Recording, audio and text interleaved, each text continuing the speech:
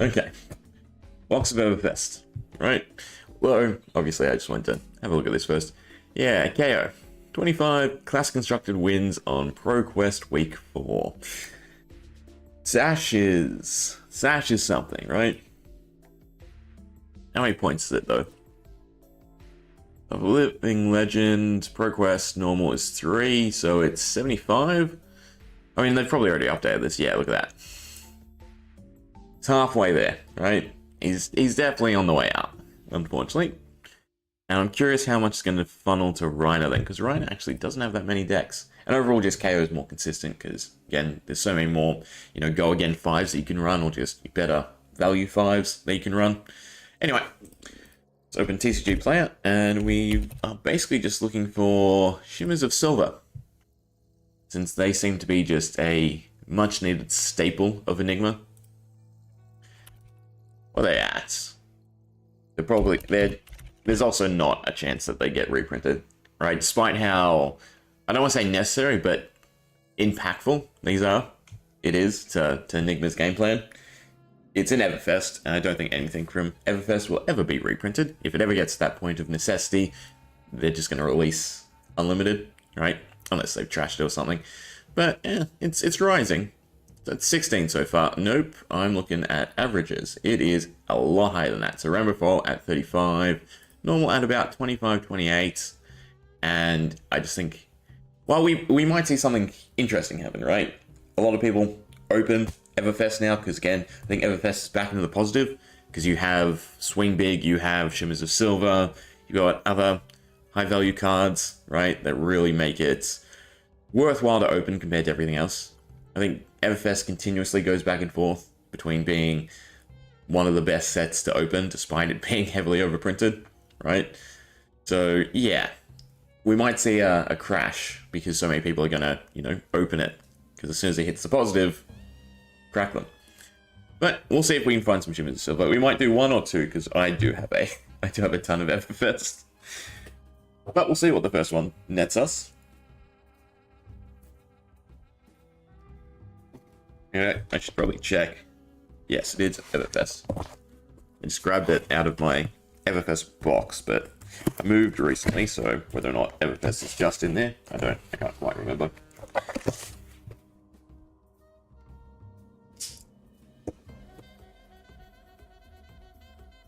Alright, it's early.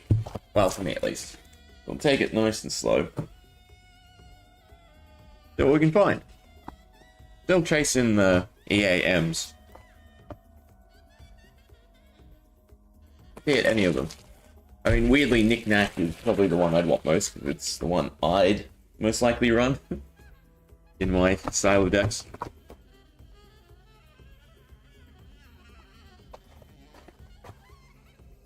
Plus, these are nice and quick, because they're only 10 cards. I also want, is it either release or increase the function? The Riptide coming up. Is that with the Dominate? Whichever one is defense reaction can't be played from Arsenal is the one we're looking for. Pretty sure only one of them's in Everfest, the other's in Arcane. So I want like a set of reds and yellows, and save me going and looking through all my other stuff. Alright. What can we find? So skip the commons, usual. Foil, unless it's something I'm interested in, we'll skip it as well.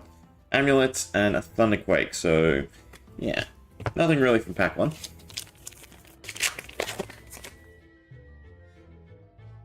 Should also check out some of the Illusionist cards. Destroyed, you may put an Illusionist Aura with a 0 from your hand into the arena. See, stuff like this, especially because it's blue. Well, I mean, this version of it's blue, is definitely going to have value. I think you'll still end up running some level of Phantasm. Also, I'm probably, we'll zoom in a little bit more. You only really need to see the 3 slots. I don't know if that's legible, but hopefully it's better, right? So if we see an Illusionist, we'll stop and we'll give it a read, see if it's impactful. Other than that, nothing in the pack.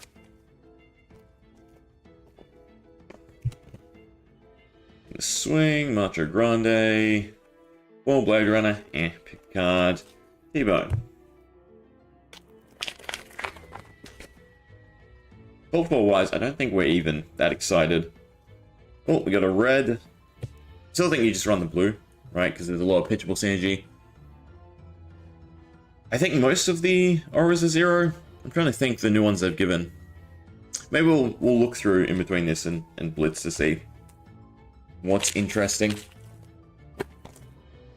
Because Enigma is definitely, you know, out of the ordinary. Compared to what Illusius normally has going for it. Even bigger, Talisman, Haze Bending. Once per turn effects. Haze Bending or another Illusius non-token aura you control is destroyed. Create a Spectral Shield and it's 0 with Spectre. Yeah, okay. So that's probably worthwhile. Haze Bending or another Illusius non-token aura. So that double pops off of, what is it? The one that you put into play that at the start of your turn gets destroyed.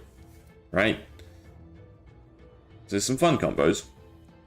Nada. Passing Mirage. Can't gain Phantasm. I think that gets cuts, even though it's a staple in normal Illusion. Right? Because you're not going to run that much Phantasm. Nice thing too is it will probably open the meta where you don't need as many big hits, right? If you're basically just like trying to clear ward instead of Phantasm. Still no M's yet either. Twin Twisters, nothing. Nothing.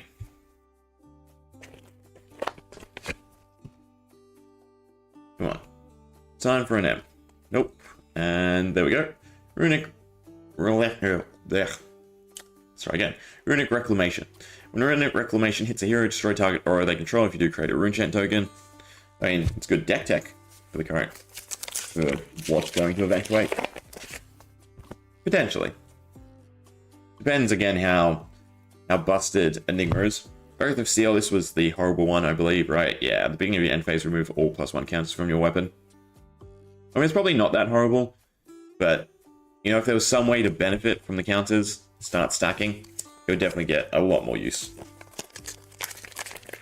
I mean, a 0 for add counters, not horrible. Could be really opened up depending on what weapons Warrior gets in the future. Nada, and just a high roller.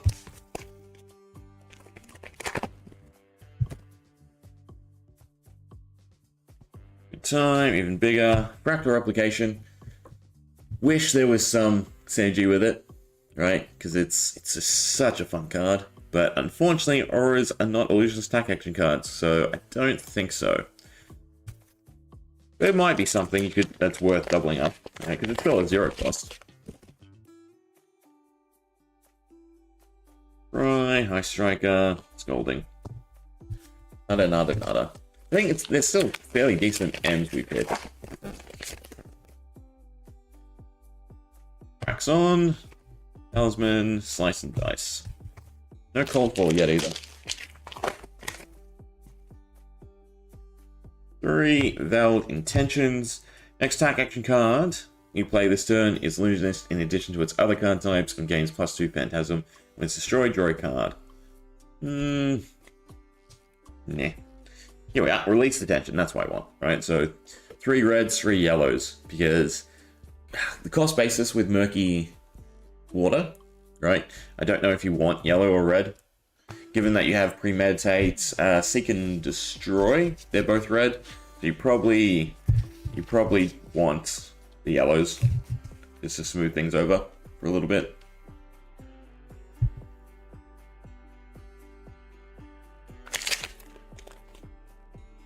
I've only seen the one, I want to say. I haven't missed them yet, have I? Hopefully not. Alright, Nada. In a swing, amulets, and a Crown of Reflection. For a Crown of Reflection, destroy target illusion aura you control. If you do, you may put another from your hand into the arena with costs less than or equal to the aura destroyed this way. Only during your action phase. If that could allow you to circumvent ward, then it could have had potential. But I'm guessing there's just better headgear to run than Crown of Reflection. Zoom in, and our first cold fall is a Stalagmite. Fortunately, right, obviously it's not useful, but has huge potential and upside. Plus, it's pretty, right? with the pseudo extended art. The way you defend, create a frostbite token under the attacking hero's control. You know what could really ruin it though, is if the next elemental guardian they print is not ice. But I suppose we should probably sleeve it straight away, if I can remember. Are these the correct sleeves or are these minis? I think these are minis. Where did I put the other ones? They're usually on my desk. Double check. Nope, they're not minis. Good. Still obviously not a bad pull for the box. Smells always nice. 3. Ice Striker, even bigger, Thunderquake.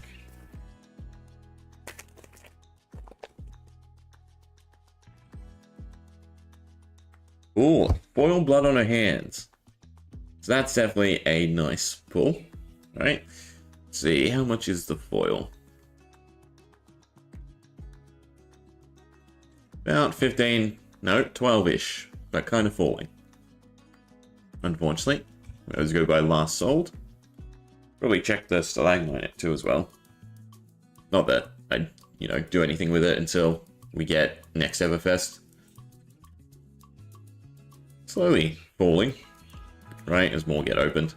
But still, it being, $16-ish is pretty surprising, considering it has just 0 play. I don't think it's played in Living Legend at all, right, either. Other than that, thing.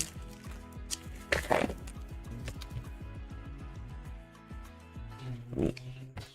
Skimmish, nada, Tri-Shots. Tri-Shot's another curious one. Right, because it's blue, it's 0, it's 3 block, and the effect is quite nice.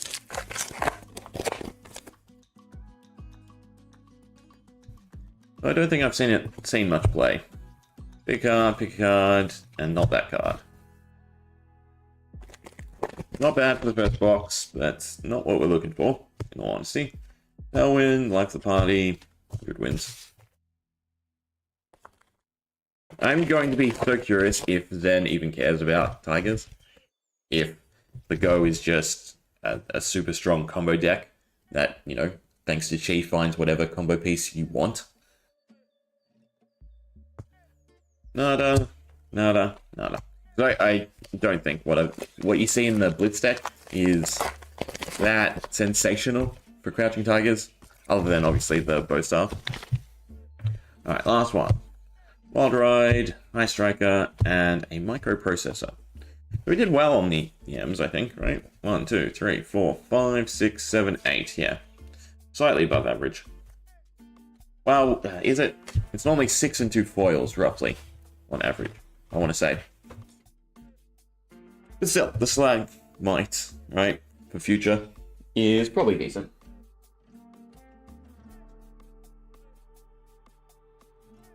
See how we fare in the next box. Alright, 1 Shimmers, 1 Swing Big. And we're happy.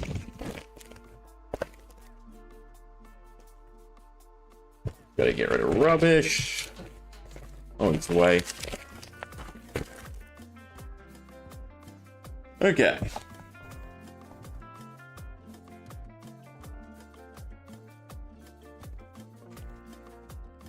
Get the plastic off.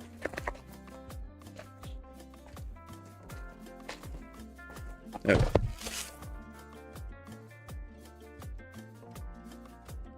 go. Oof.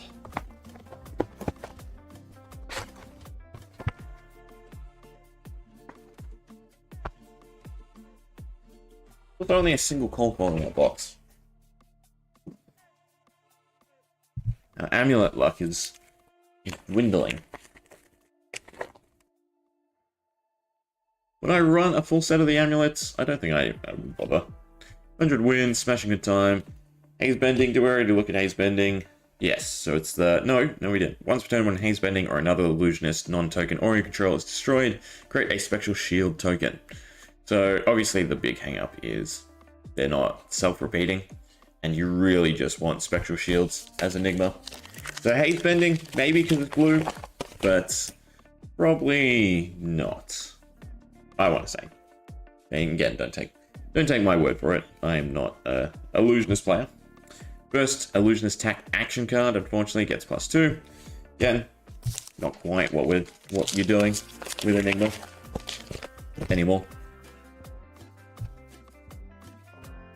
Read the Glide, meh, Talisman, and 100 wins.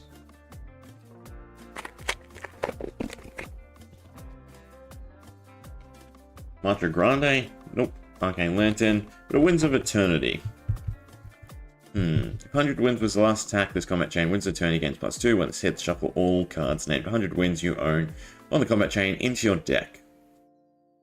Not strong enough, I think, for Zen. I think Tiger's Life is still good to go. Zoom in, still the best foil, in my opinion. Potion and a Aether Wildfire, right? With the new, what is it?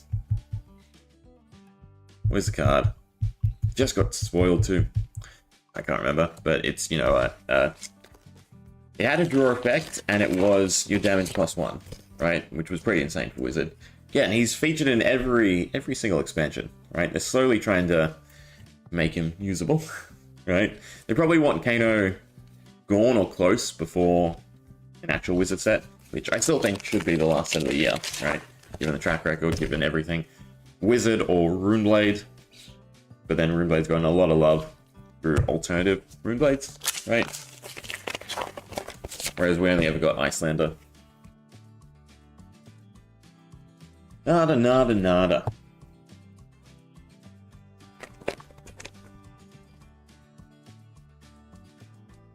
Nope, nope, and nope.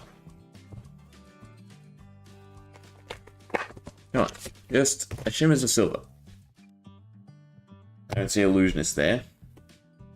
I don't see an M there.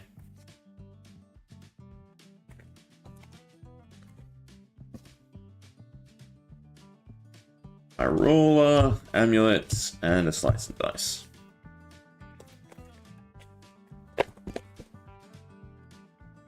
Three. Skirmish. There we go, another release attention. That's at least something for me. So one more for the red playset.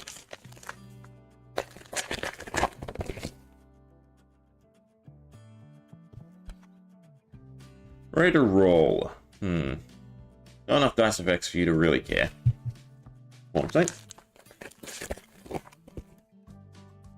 I'm curious when we're going to get the first, you know, just 4-block value card. When that power creep happens.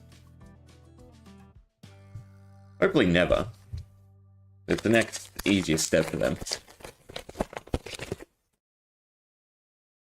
Oh, no. It's Wizard. Dry. First Cold Foil, and just a Runeblade Incantation. Right. Amulet of Assertiveness. Fortunately, it's not blue, so it's not one I'd care to run. With an attack reaction, destroy this. Gains 1 hit, smash top card of your deck. If it's an attack action card, you may play it this turn, activate this ability only if you have 4 or more cards in hand. Yeah, so it's play something for 0 from the arsenal and give it an okay effect. I mean, technically you can pop this and then play reactions on top of it. So there could be something to it. Alright, Rotary Arm, Life of the Party, and just a High Roller.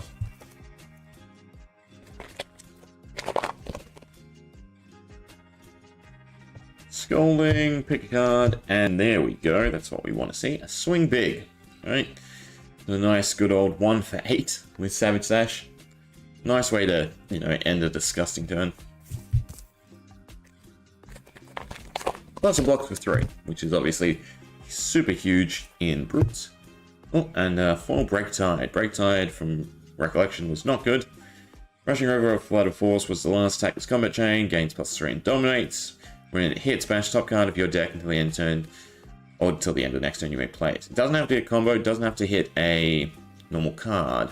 It's just an overall good extender. So the problem must be in Rushing River or Flood of Force, right? Because a 5 with Dominate for 0 seems kind of nice. Where's it at? Is it on the first page? It's not even on the first page. So, I guess it's not.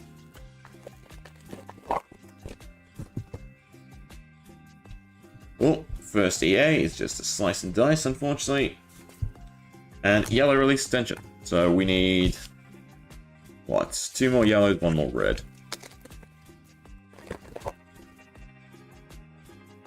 Pretty sure you're really just playing release extension more for the, they can't play their Arsenal card. Oh, is that cold foil? It is. So we got another cold foil.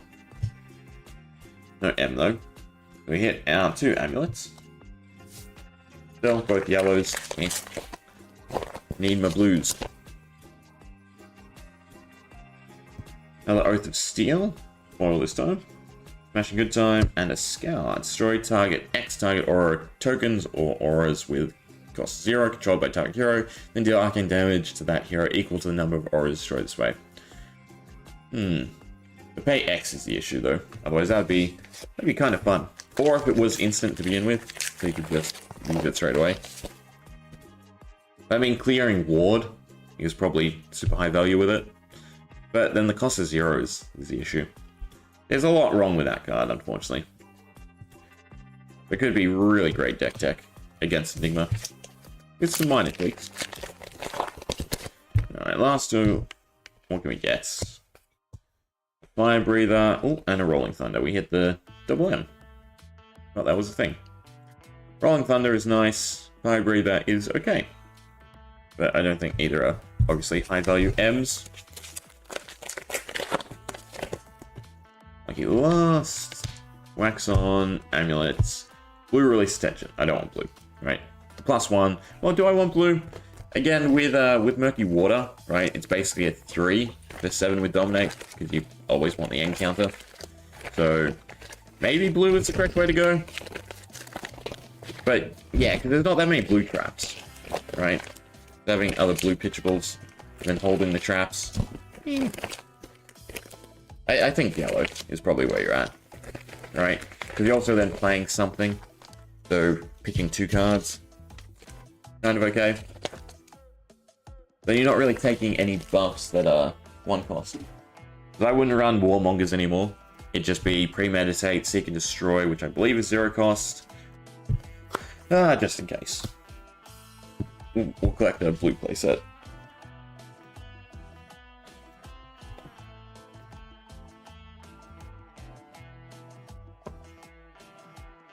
Alright, halfway through the case.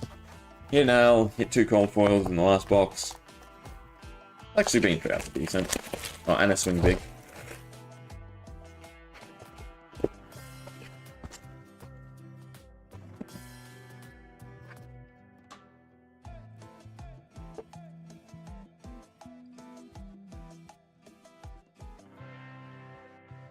I'm curious how good Wizard would have to be to cause a change in the Arcanite Skullcap.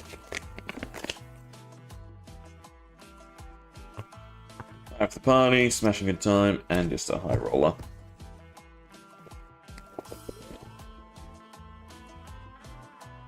Void, Talisman, Thunderquake. Oh, more M's. Lots and lots of M's. Skirmish, man, amulets. Oblivion's the interesting one, is it not? If it would be put into the graveyard instead of put to the bottom of your deck, activate this ability only if a card has entered the graveyard. Yeah.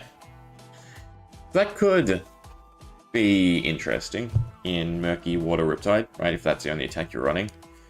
Put on board has go again, otherwise it's blue pitchable. You buff the arrow, so cards enter the graveyard because all the ranger stuff is preemptive, not reactive. And then you're able to trigger it. To be put into the graveyard instead, put it to the bottom of the owner's deck. With the 3 Murky Water copies, that's kind of interesting deck tech. Alright, another EA, but it's a Thunderquake, unfortunately. And a Shatter. 2-handed weapon gains, if it would deal damage instead, destroy defending equipment. So, again, if it wasn't instead of the damage, or if it wasn't defending equipment, then be a bonkers card. It's too restrictive, as is.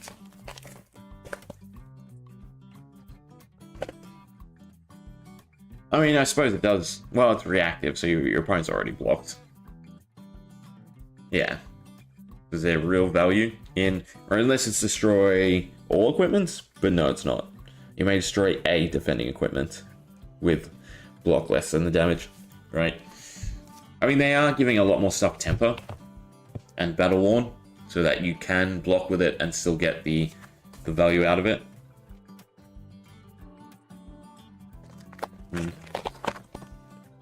Probably before its time. Max on, high striker, scolding.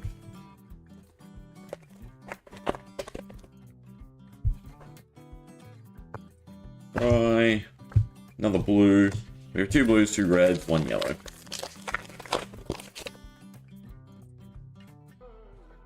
Nada, nada. Roll and Rune Blood. Break 4, destroy all. Play an attack action and a non-attack. It's 0, go again. So yeah, that's definitely played, right? On the first page? It is on the first page. So it is a $12-ish card. I think there's a lot of speculation at the moment because after Brute goes, we're not quite sure where the meta is going to end up. So a lot of just staples of everything are going up. So unfortunately, I don't want foils. I don't really like playing foils in the deck, so that can go on that side. But another call for Talisman. It's okay. I mean, was there any call foil others than the Talisman potions? Right, other than the legendaries? I can't actually remember. I feel like there wasn't.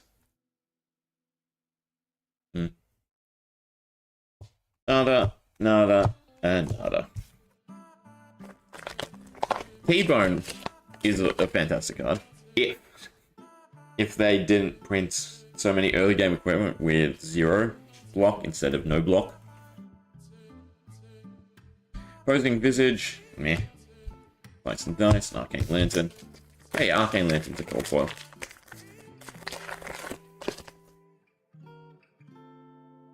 Twisters, Luck, and 100 Wins. Still no Shimmers. Can't be that hard to find one. Alright. Stir, Pierce Reality, and a Knick-Knack Bric-a-Brac. The one in EA. Oh, there's an Icelander at the back. No, Velda. Water threw me off.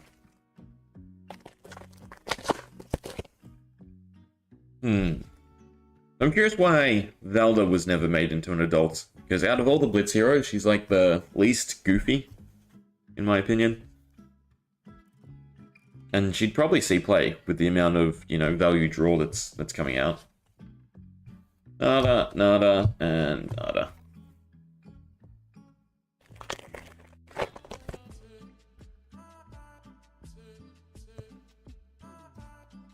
Oh, there's yellow, so we have 2 of all.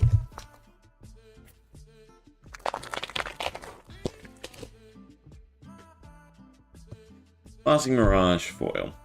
Can't gain Phantasm. It's a beautiful card though. Smash, Thunderquake. Nada.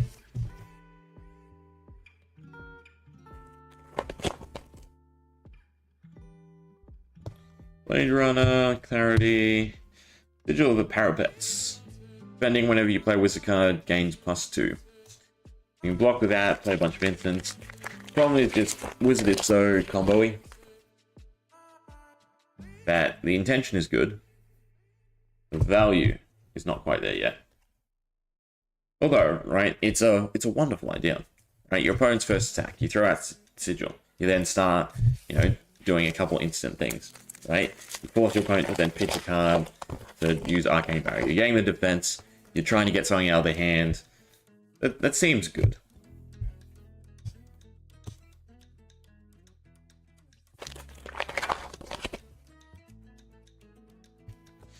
Haze Bending. Or the Illusionist. I think I like stock Illusionist the best. I mean, I just like the purples, and then they tie in all the other rainbowy colors. On that though, no M.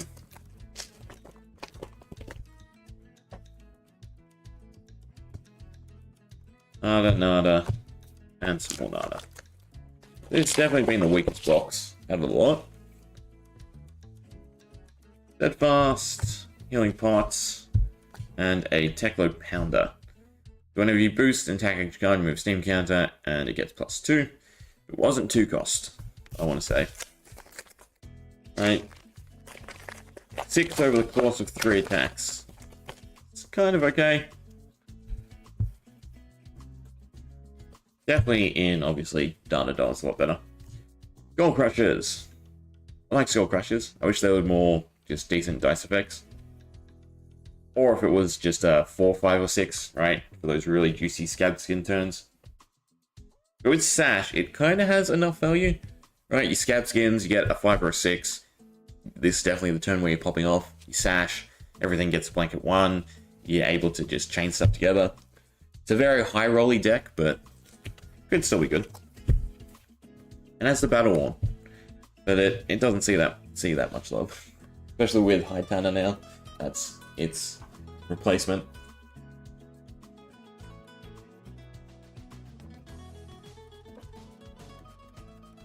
Alright, last box of this case. It's time. It's been about an hour. We'll see what we get. We get an hour, so not as tempted to open another case.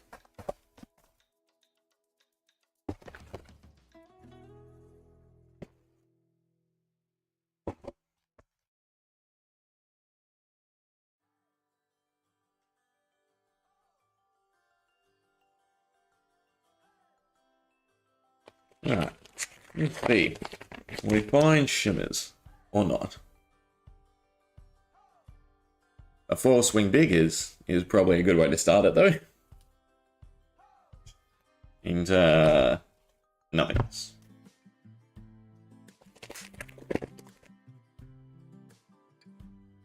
Even bigger, even bigger.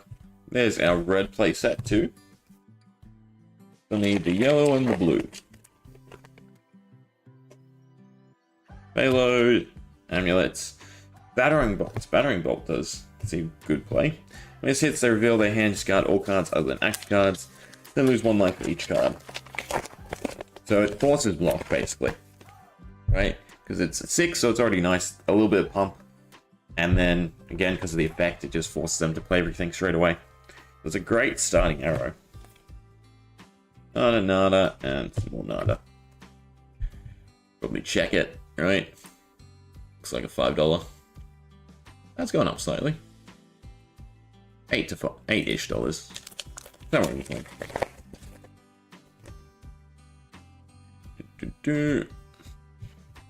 Actually, we should look to see how much Everfest is on the rise. So I definitely feel like the EV is, higher than this, right? Maybe there's not enough cards yet. But like a swing big is almost better than a box.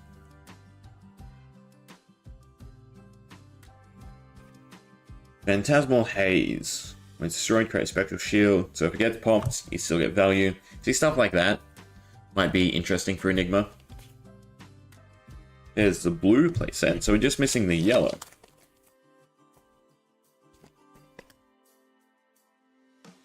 Bad Beats, Talisman. Here we are, Miraging Metamorph.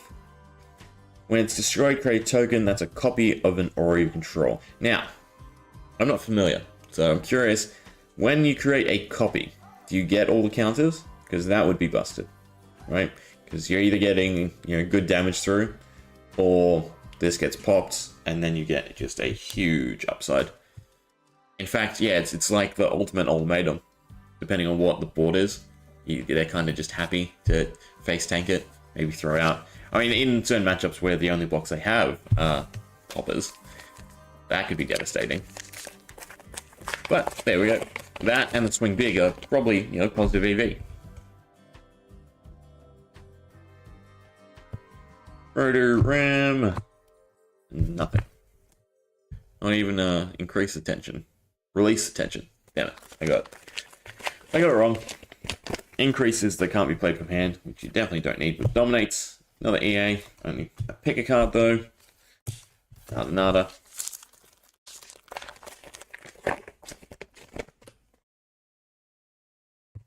Ooh, a full spectral shield. That could be interesting. Doubt it's worth much.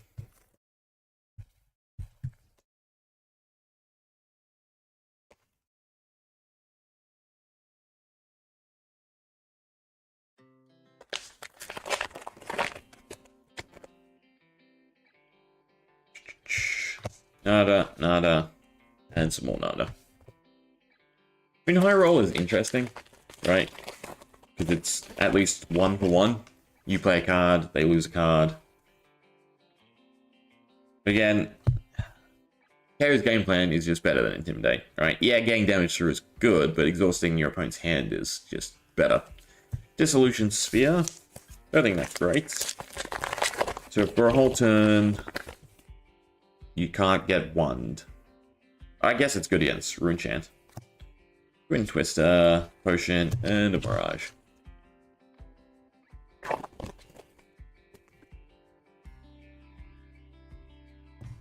Nada, nada, another Break Tide. So kind of nada.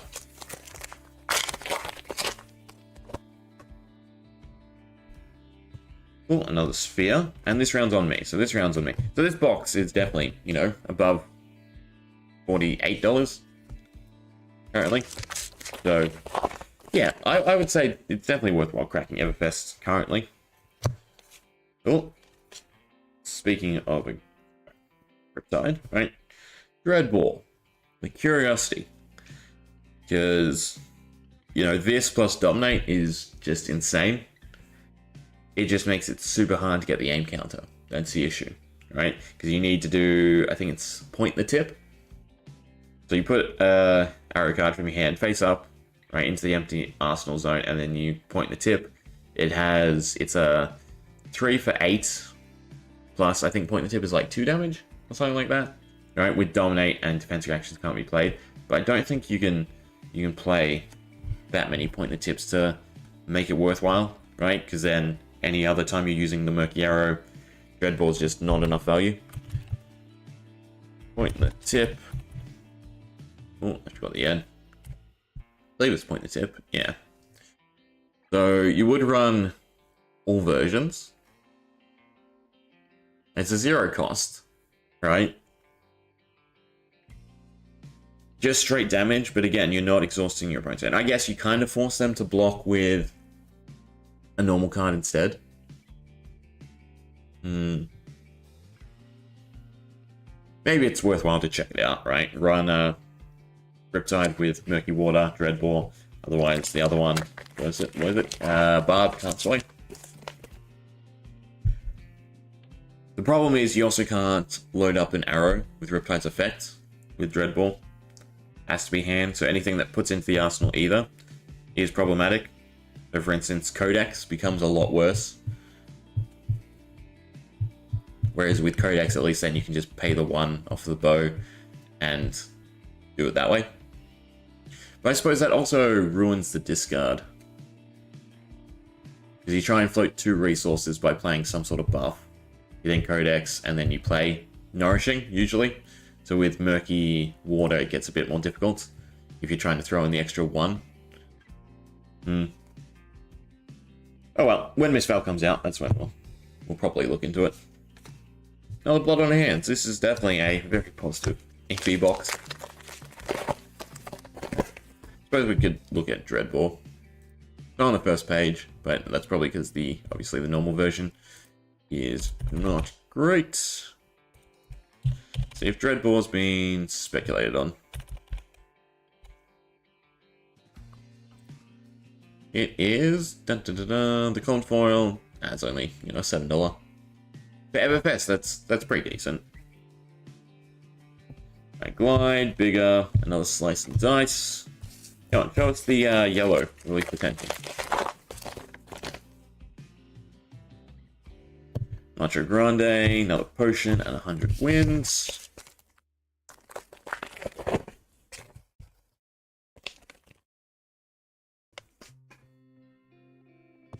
Nada, nada. Red, don't need it. I'm surprised we got a, you know, almost complete playset across the one case. Blade Runner, another Visage. Citra deck for an Aura in the Arena. The 3x always gets me with that card. Nada.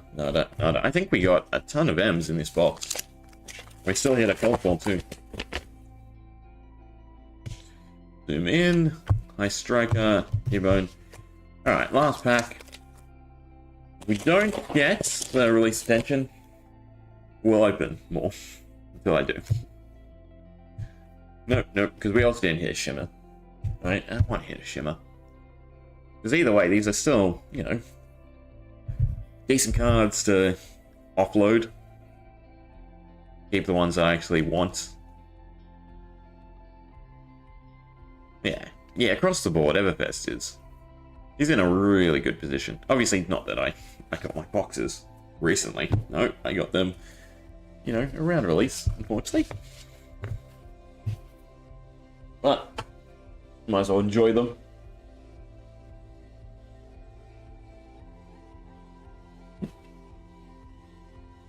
I don't know if we'll do the whole case, but we'll do at least the first hour, right? Opening Everfest, and then leave some for next time.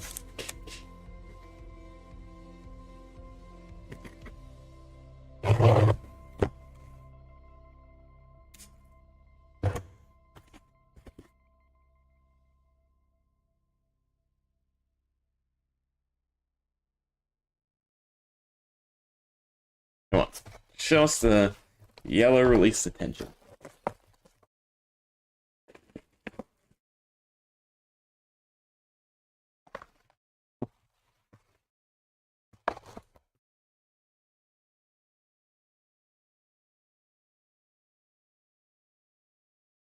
You know, like a blue amulet. At least I'd probably run them, because the cold balls don't warp here in the land down under. Starting off, we get a Winds of Eternity. That's not horrible, I think. Right. Out of all the ninja stuff, yeah, I think Winds of Eternity is probably the most played. I know 100 Winds is played. Do you play the Winds of Eternity with 100 Winds, or do you just play 100 Winds? I'm not saying it. The EA is 5. Nope, that's 100 Winds. Okay, I'm guessing it's not played. Yeah, if you see Imposing Visage before it, then yeah, it's probably not played.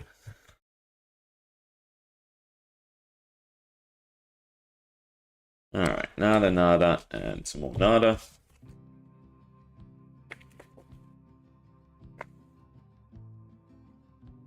Wax on. Nope.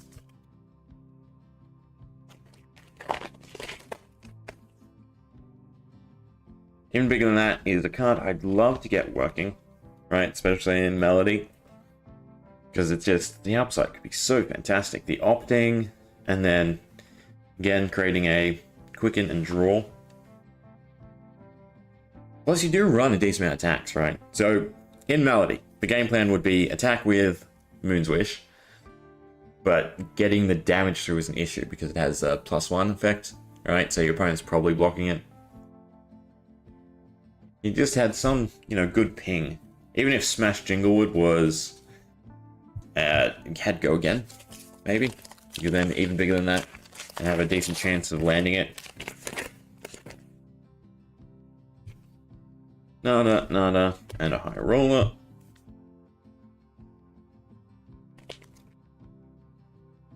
Oh, cold foil. I want to say potion. Nope, talisman. Oh, and a shadow. Not the best first in.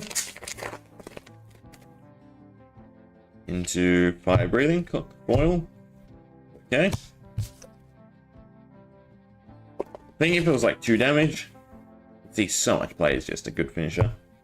I mean, I'm curious in the Mystic Heroes, right? Because if you're running Transcend, you're getting the benefits of Transcend. You're also getting the 3 pitchable. Nah, you could never get Fire Breather big enough. Ready to roll. These are definitely not the amp we're looking for. There's a red increased attention, released attention. So that's not good either. Just wants a yellow.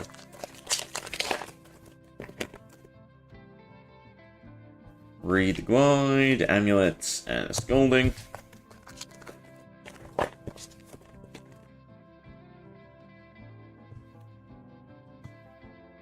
Oath of Steel. Whenever you attack with a weapon, it gets the counters. I guess that's kind of nice, right? Would it ever be worth? So on board you have Refraction Bolters. Dorinthia also has the ability to swing twice. So I'm just, you know, you had a blue in hand and 3 of these. Would that be worth it? Right? So every time you swing, it gets 3 counters. You get to swing twice, so it gets +6. No. There could be a combo there, but yeah, maybe. This round's on me, so also a good value card. Wild Ride, pick a card, Runic Reclamation. Now we're hitting the good M. It's also been like a M every 3 packs. 100 wins, another cold foil. Fortunately, we already got that amulet. Nada, and another. Come on, just show us a Shimmers. You don't have tons of something big. Just 1 Shimmers is all I ask. All ready to roll. Big card and 100 wins. We're gonna have to open 2 from this case, which is actually good because then next time we can do another case in 2.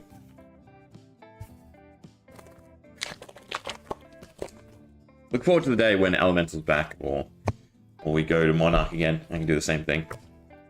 The Aether Wildfire. Probably again, decent pull. Nada.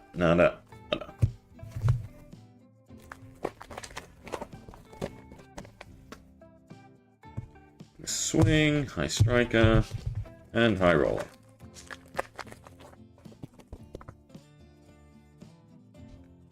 Haze, Amulet. Okay. I guess I can't complain. A full playset of Swing Big from a case and 1 box. Well, if it's a double M, but it's not. It's not a single M either.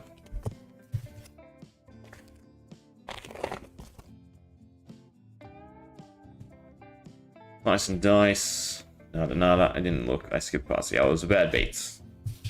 Wasn't really the tension. Oh, that's blue. Fortunately. Rune Blood Incantation as the EA, but overall. Actually, you know what? I'm pretty sure we put a Spectral Shield token in here too. That should be in here.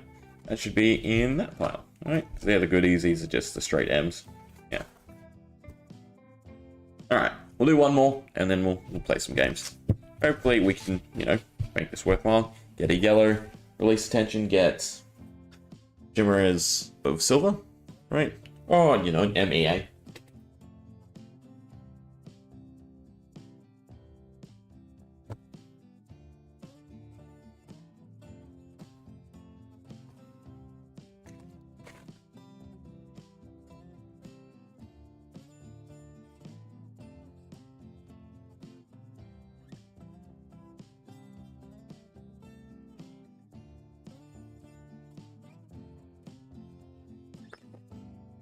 First up, show me an M. Oh! Ah, it's an M. I thought it was the last release attention. Isn't that kind of sad? I'd be more excited for a release attention than a Rain Race. It's not that this is bad, obviously. 0 instance, Riptide gets you up a trap in the arsenal, if need be, or obviously just a buff. The Riptide we play is just singular arrow. So blanket effect for the turn. Not that impactful. But maybe it is actually worthwhile just to be able to load up a trap. It's yellow. No, it's just... Once you swap over to arrows, right, with Murky Water, there's just so many better value buff cards. Even just any of the lace cards. Big card, Scolding, nada.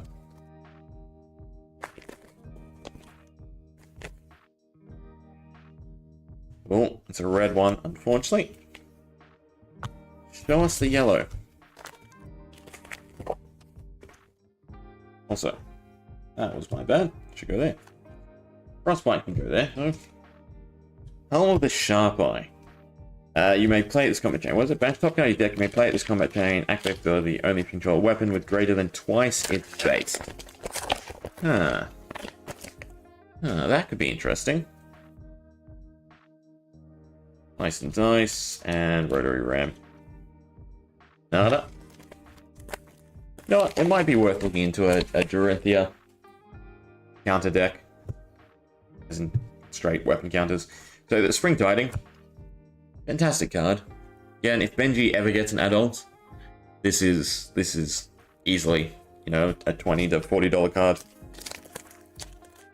Again, it's when this hits for each other on the chain, not what others, you know, hit. Just, it can be such high value draw.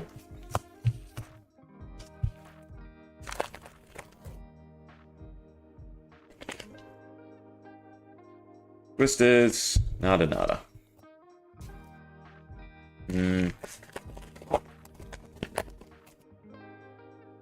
We're gonna be less disappointed by, yeah.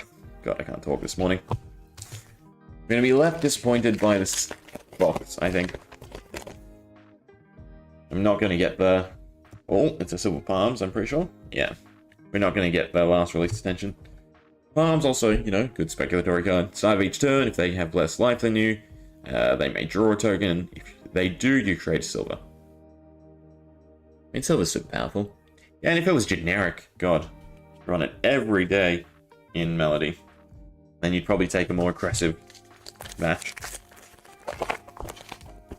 Just one silver counter goes so far. Nada, and nada.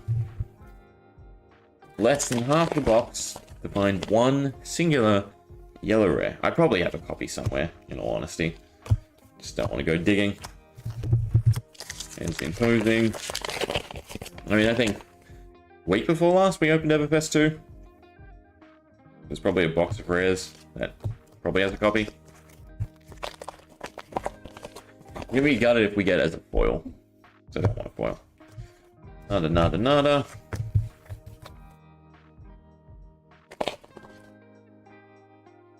You know, I just realized the high roller, oh, it doesn't actually roll. But still, right? And just a 1 for a 0 for Intimidate would go again as a 3 block in Brute. It's strong in itself. Because if you hit the right card, perfect. If you hit the right card with Intimidates, then it's worthwhile, right? If you force them to block with what they're doing, and you intimidate away what they're not. But of course, it's random. Okay, so we finished the release of the Tension playset. So I'm happy about that. Genus. We'll get PvE one day, and we'll get, you know, extensions to Bard, Merchant, probably Shapeshifter. Kind of thinking Guardian. Amulet of Ignition, Cold Boil, it's there. Last few. What are we looking for? Just the Shimmers of Silver? I think just the Shimmers of Silver. Nada. Do it in a minute and a half. We hit the hour mark perfectly. Nada. Signal Jammer. Yeah. Oh, I'm kind of going too quick. Reek. Life of the Party. Slice of Dice. Alright, lucky last. No Shimmers, unfortunately. Curious if I have a playset somewhere, because it wasn't a super valuable card. Right? What was it at? Yeah, not long ago, it was, you know, a $5-ish card, / slightly less. Come on. You know, by the time we hit release, it's gonna be, you know, $30 probably. Because just every Enigma wants it. And the game plan is so simple. It's get it on board, and then every time it's destroyed, recycle it back to the deck. Because they gave a decent amount of ways to do it. But, unfortunately, it's not in this box.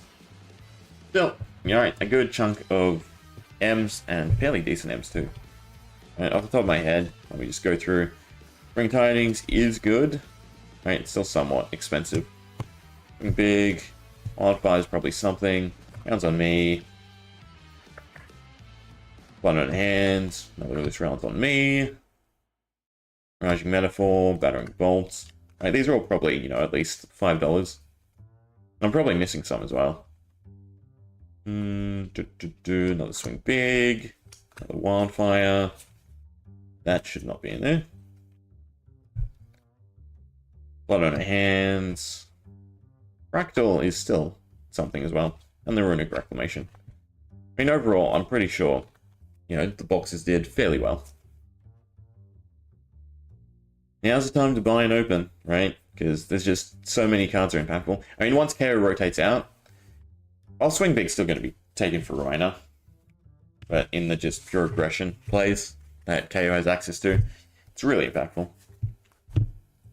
Then Cold War wise, right? We got 2 legendaries. Silver Palms and a Stalagmite. Yeah. Actually, I should probably sleeve the palms. Could just be a godsend one day. I mean, so obviously played in Merchant. But one day Merchant could be something. Yeah, so a good case and a half.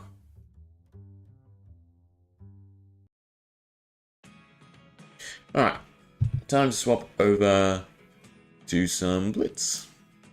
We'll do this while I clean up.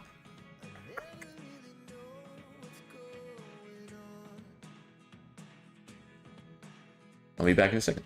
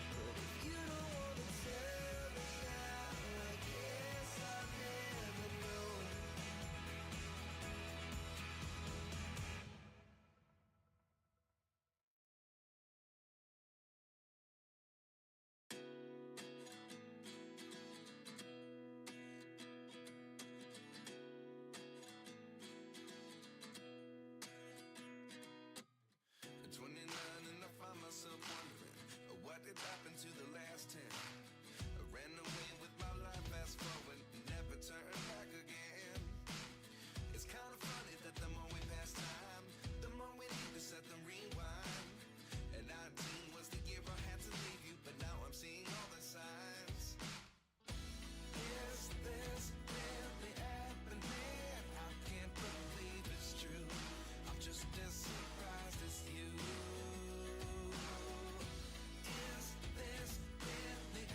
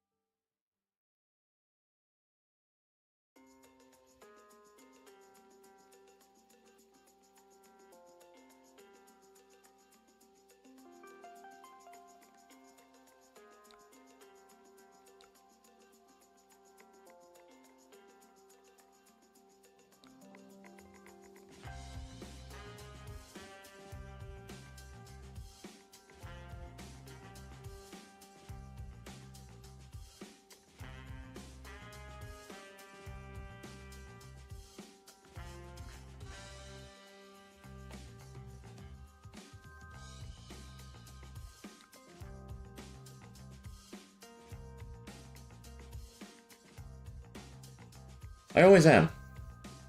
It's fine. I mean, we got absolutely crapped on with the first turn that we played. But still, that's awesome to hear. Who'd you play at your armory? Was it KO? And also, thank you. Need like just a button on my seat that auto unmutes me whenever I sit back down. Prism. Okay. Prism is doing quite well.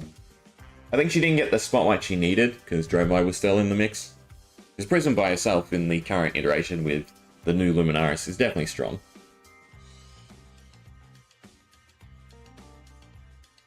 Plus Prism also sort of hits on aggressive KO. Since, you know, the poppers. 4-0. Oh no, OG. Oh right, Blitz. Okay. Well, that is less of a kudos. No. Definitely a good deck though, OG.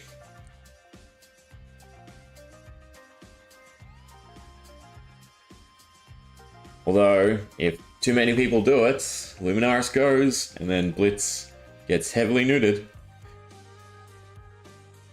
Although I'm sure, you know, Cosmos, the new weapon for Enigma, will make up for it. So we have the Beast Within, we have the Agile Wind-Up. It's looking like we're pretty good. We're basically just trading.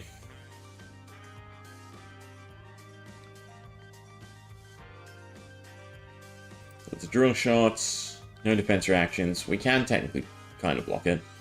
Right, that's a 2, that's 2. That's a Might Token, that's a Might Token. You only get 1 though, right? Yeah. But, and then we just end with Agile Wind-Up. And we should have a fairly decent opener for ourselves. Whether or not what trap this is, unfortunately. Double Beast Within. Okay, we're super happy. We can crank the action points, but it's still better to float the resource. Inline Strike. Does that change what we do? Probably not. It'd be nice to use it, but it's nice to use it if we hit a Beast Within. Question is, how greedy do we want to be? It's quite. Always greedy. Come on, just hit a Beast Within.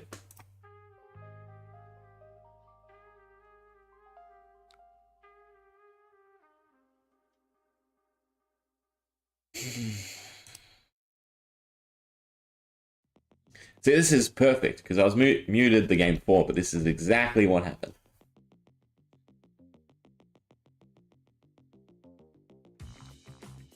Proudly token. That's not bad, we don't have Arsenal.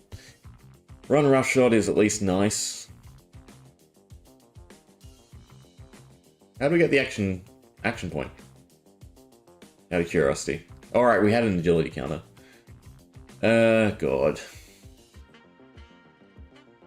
Why couldn't you just discard?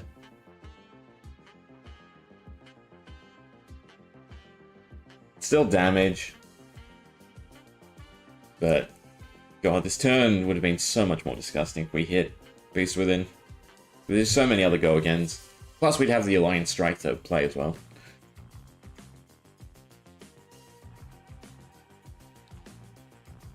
How much have we drawn? Only 1. So, Beast Within only costs 2, so we float 1. Now, if this hit the weapon, but it's still probably better to do the 6.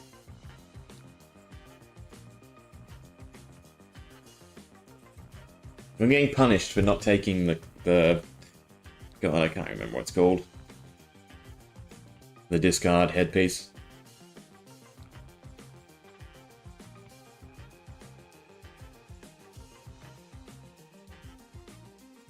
Codex.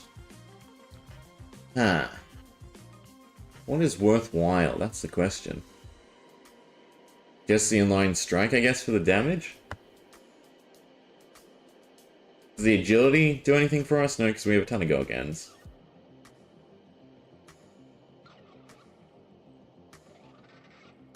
I'm feeling the Savage Feast right? Because we have to discard anyway. No, 0 cost go again. Definitely right.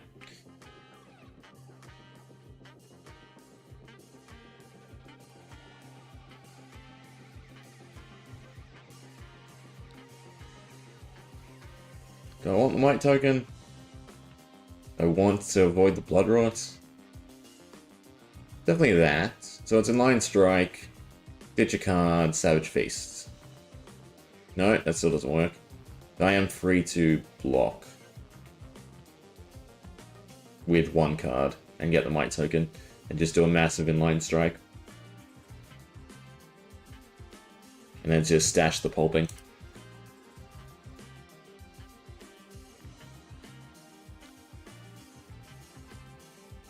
Yeah, because there's no way we're clearing the blood rot.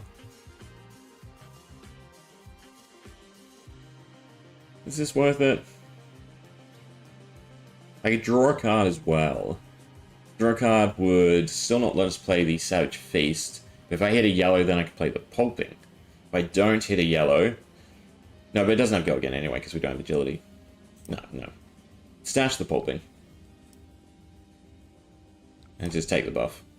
Takes 1 less, but gets the 2 mites and the +2.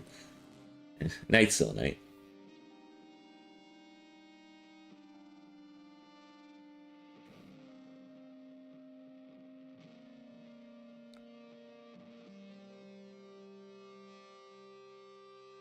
Staying neck and neck, which is also nice. Nope. It's whether or not they can do 14. Yeah, because our next hand is fairly good. It looks like they won't be able to. The Sigil kind of hurts. The Blood Rush with Ravenous Rabble. Right, so we play that first. We get to see what the card is. Then Blood Rush so we don't hit it. And we serve Pulping. Equipment-wise, does that matter? No. Yeah, so it's a Ravenous Rabble first. Hit a red. Perfect. If they have the go again trap, yeah, that's fine. It'd be sad, but it's not.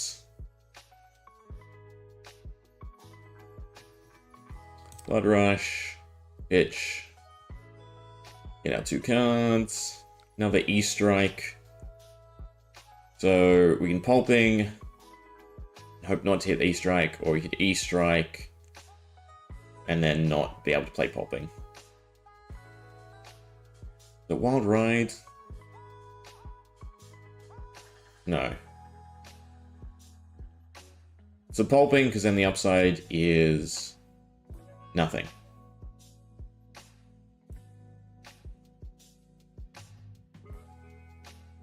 So it's an 8 versus a 7. I could also take the draw card.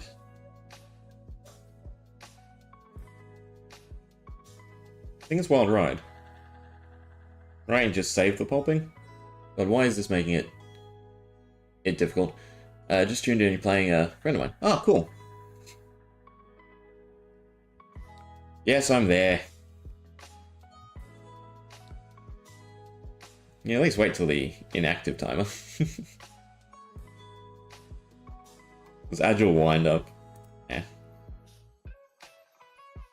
Tar Pits. Ah, okay, so in this scenario it was better to play the Pulping. Do we have 1 resource? No, we don't.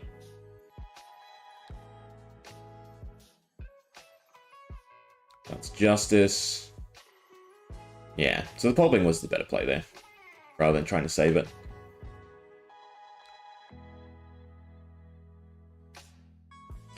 You're Ravenous Rabble. The problem is, we don't want to be too low, where a trap gets us. I do have to block.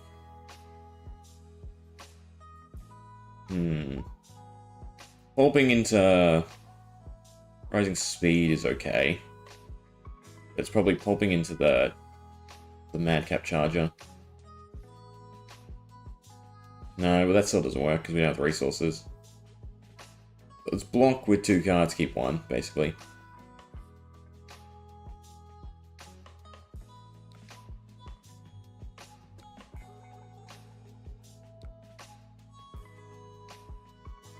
Another Ravenous into an arrow. Yeah, it's definitely worrisome. Because now we can't even attack. Which in this scenario, I'd rather not just play it out. I'd rather just succumb. Little ball and shots. Yeah.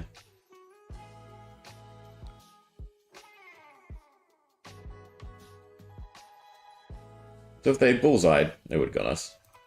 But we've lost at this point. Premeditate. Go and end with something big. Ace, perfect. Into an infecting. So 11. Alright, we have 3, 6, 8. No good.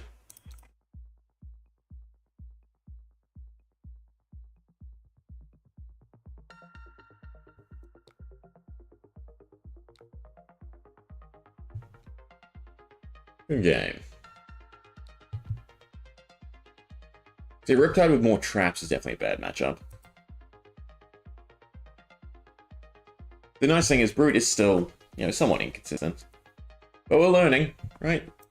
That's what matters. One day we'll hit the beast within, instead of keeping it in hand and just having to play it. Maybe I should swap the crown out. We'll see.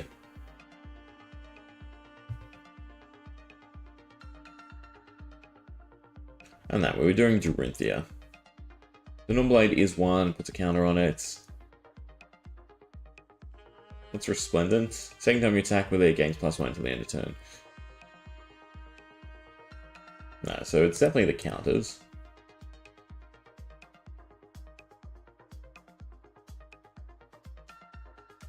Also do like the idea of just Giant Axe. 3 cost is kind of bad though.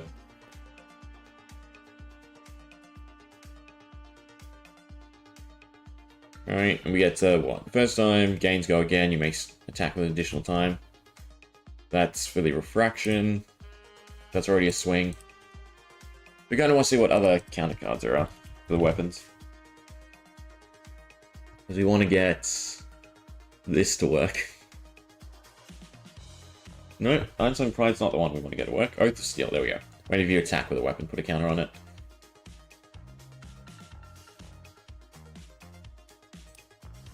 Curious how big you could make it.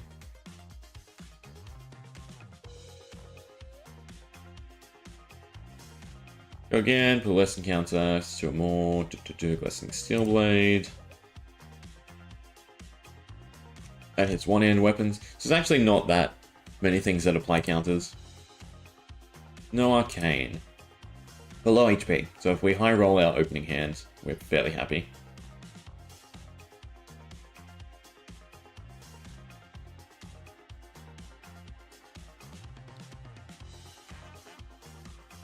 It's probably something worth blocking though, other than this. You know what?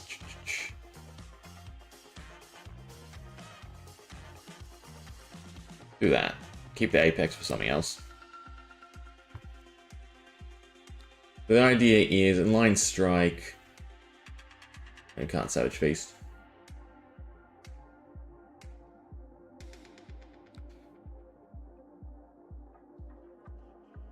Trying to figure out how we get the Beast Within. The nice thing too is Flock of the Featherwalkers with Sash is 0 cost, right? Create the Quicken token, which could come in handy. I mean, in a perfect world, Savage Beast hits Beast Within, we have the Bean Trackers, and we're happy. In a perfect world. Problem is we don't live in a perfect world. But we can dream. Perfect. Don't even need the flock. It's nice to dream.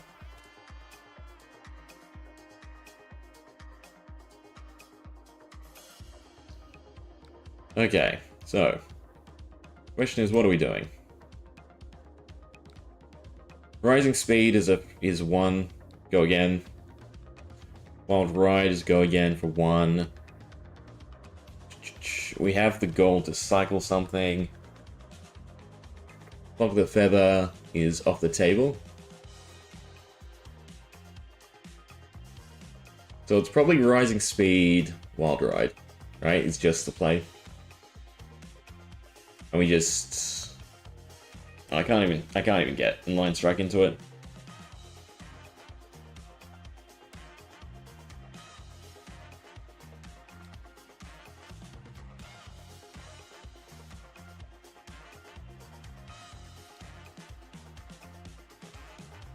Yeah, so it's just Wild Ride, right? Is it better to do the 7 stash? No, because we still have to get rid of Wild Ride. But we take the draw card to be able to then, you know, have a card. I guess is kind of better. Because they're both equivalent anyway, if this is how we're ending off. At least then we get something to put in the arsenal.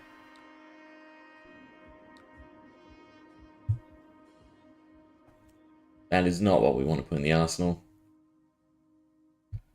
Ugh.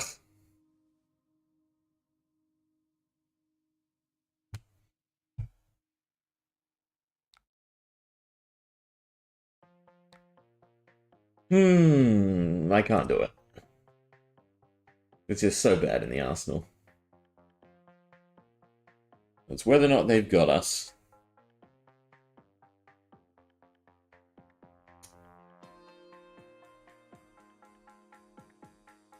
I definitely have to take that other headpiece. These specific matchups. Yeah, 5 is no good.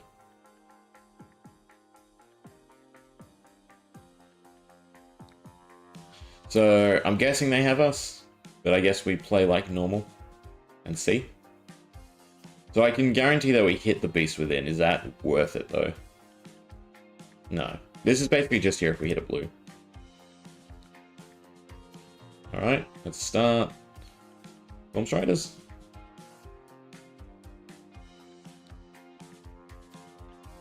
It's just floating the 1 is obviously nice. They have an arsenal card, so they can probably deny pulping, which has me worried. I guess it's swing first, just in case. And it doesn't matter which one. I guess the breakneck is technically better.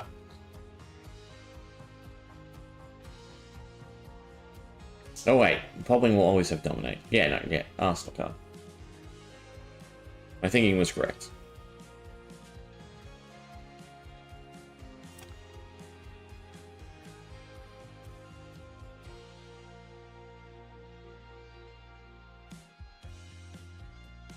Problem is, there isn't a follow-up to the pulping. If we had a blue, right, we could chance it. No, we couldn't. That's just pulping then. Leave me with a 1 cost. Yeah, that's fine to put in the arsenal. I'm guessing they have us. Ah, there we go, there's the paper scene. Well, I should say the arsenal card.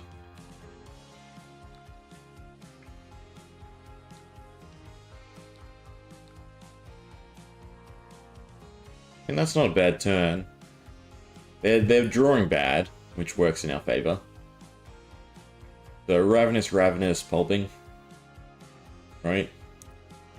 Into potentially the claws. Hit a red. Right, so we know red's on top.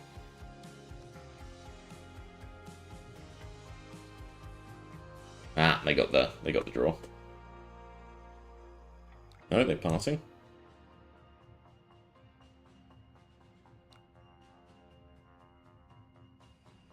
Yeah, 6, and then Waning Moon.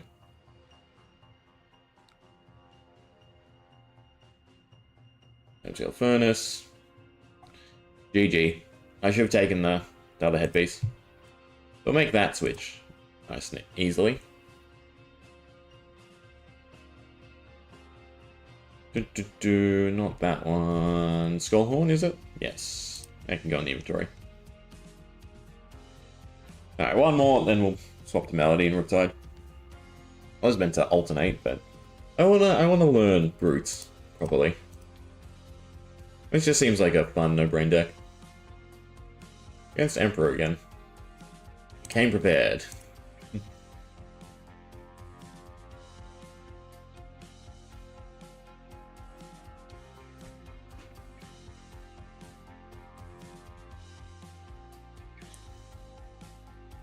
I guess you could also probably swap out the gloves, thinking about it.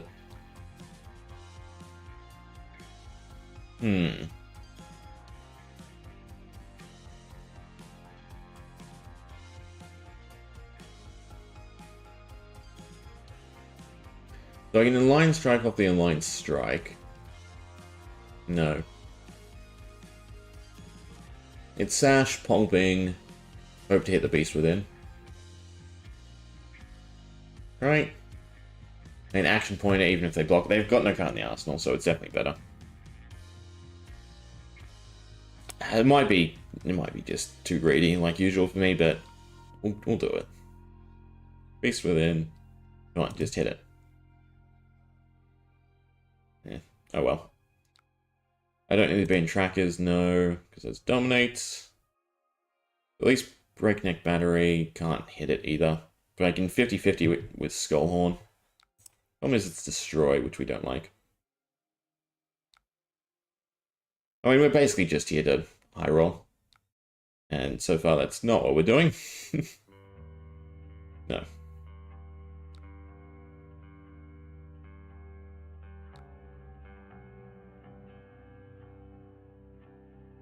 They're always about one resource short of using claws. So, yeah. To do no damage there is definitely bad. Right, the idea is do all that and then have claws chip away. I definitely shouldn't be as greedy as I am with Savage Sash.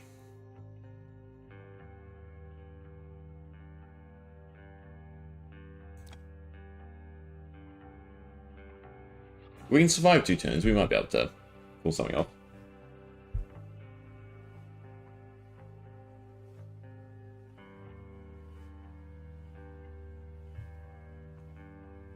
But we're in the same position as last time, where we have no Arcane Barrier.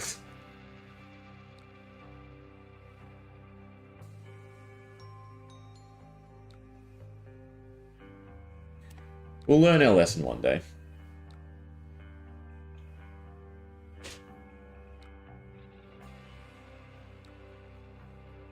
Left me with the barraging. At least it's something to put in the arsenal.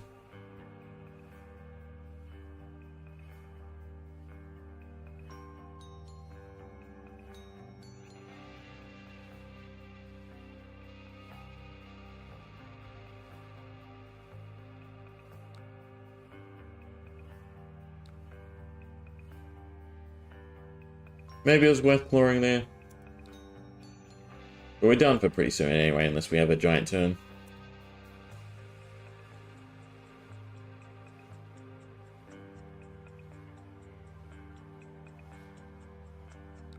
We have to hope they draw bad.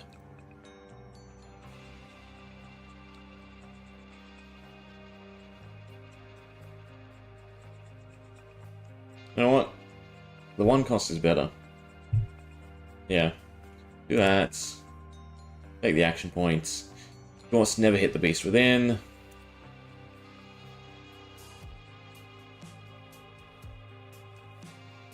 So we can guarantee the Beast Within with the Pulping. Problem is the Arsenal card.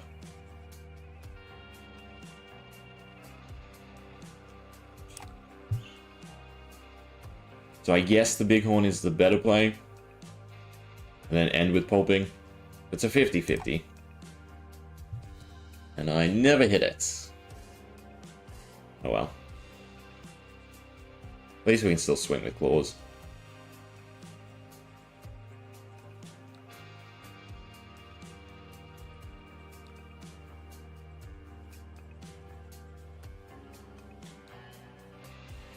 Gotta. There's the Blood Rush Bellow. Aether Darts.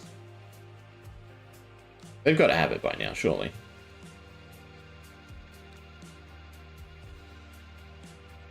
Yeah, there's Storm Striders.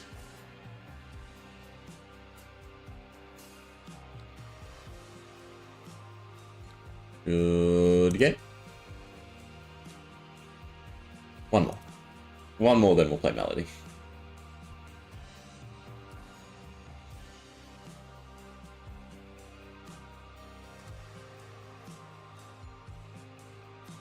Always close Fabry too.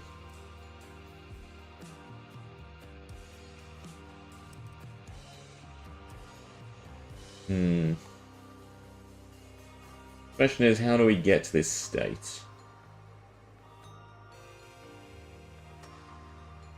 And then it was twice its base. It was another card. Oh, with a Sharp Eye. That kind of worth it. So you'd need to get 3 counters onto Dawnblade to use the Sharp Eye. And still pay 1, and then you can play whatever's in your deck. I mean, Helm of the Sharp Eye with a normal game plan instead of counters, it's probably more doable.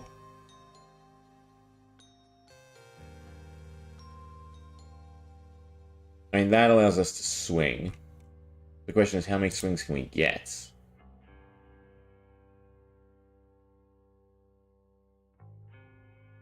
Still no Levia with Sash, interestingly. So it's probably just create the agility token, stick a pulping in the arsenal, and then pop off next turn.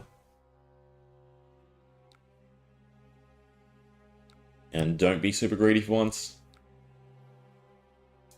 Ravenous Rabble, that's good. Coming to Chain. Wild Ride is also nice. Float the resource. We'll see what happens.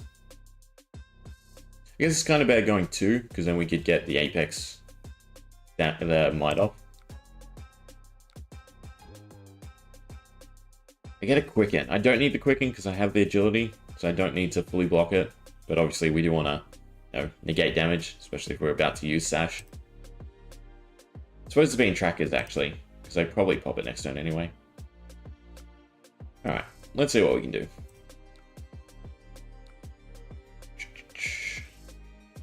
So I don't want a pulping first because of the arsenal. It's probably Wild Ride. We can also scout what the card is. So I guess we Ravenous Rabble first, see what the card is, then go for it. Play Savage Feast.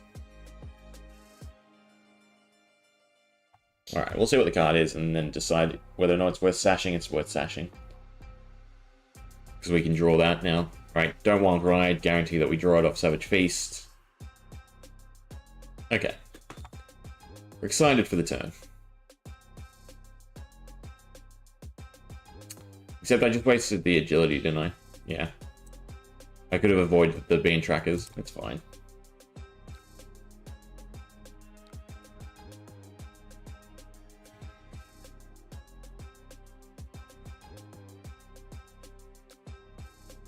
Pulping's still worrisome.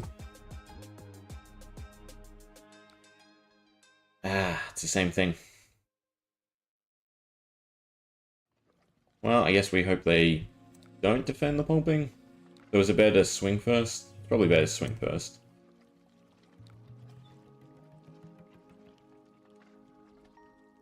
In case they do deny the pulping. I mean, they're carrying Husker. We're not really getting damage through, unfortunately.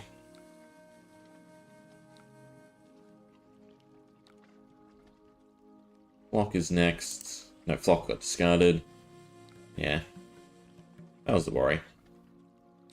Still, there's a lot of damage output. So, Ravenous Rabble, Wild Ride.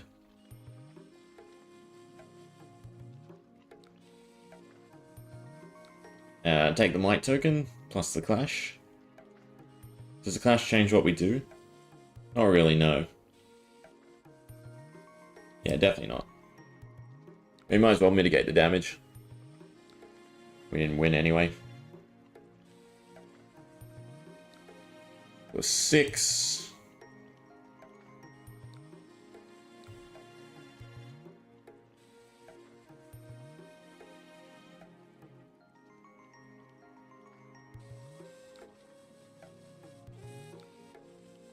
Fortunately, again, we still can't swing.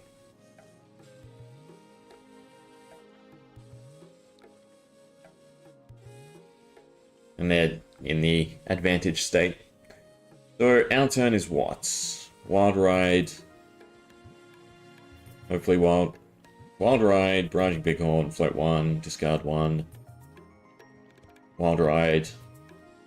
So if I can't block if I want to do Wild Ride. So it's Wild Ride, Mandible Claw. So I need the blue.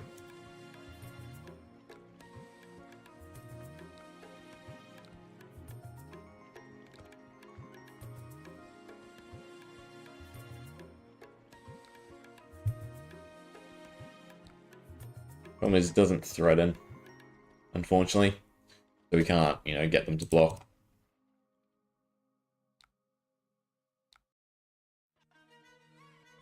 There's a Blood Rush. It was 7 with Dominates. That will do it, unfortunately.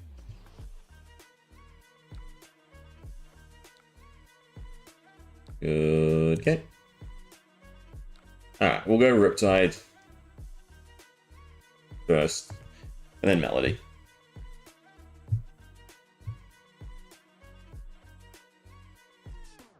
You don't run Feign Death in the Blitz. I probably should, though. It's still just super high value.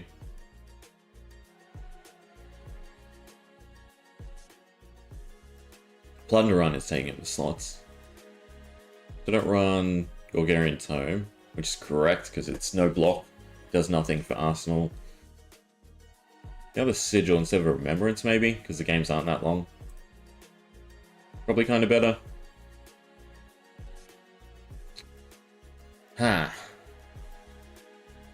Benji's annoying, because obviously we can do the Arsenal, but we can't go back and forth without more instants. So in that case, I do want the Remembrance. And I want to get rid of... which trap? That's the question. Warmongers, I think, actually. Alright. Actually, I should have taken the Outer Wars too, because they're instant. Just anything to really load up the traps. We're starting with a Paul. Okay. We have greater than its base. Nope, but the -2 is fine. Don't need block with equipment.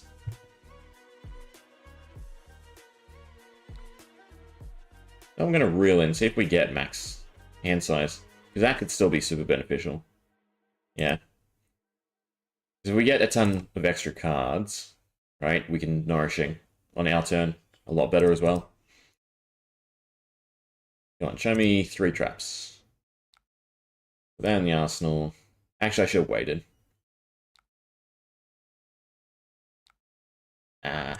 Only 2. It wasn't that successful, unfortunately. We do draw back, so it's not bad. As long as we can end with Plunder Run in the Arsenal, we're happy. In fact, do I just greed it anyway? Because they could just attack for 2s and then we're screwed. I assume they swing or something. Yeah.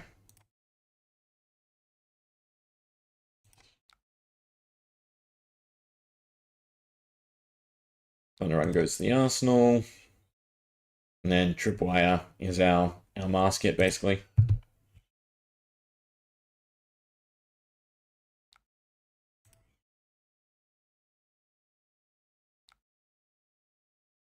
So the next hit activates Mask. They're trying to get us with a strong opening. Yeah, and it's so hard to pull it off, though. To have an opening being super meaningful.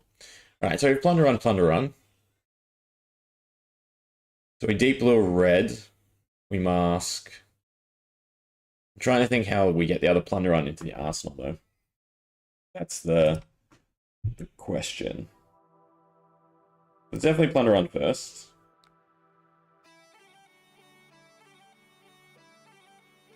Definitely Deep Blue.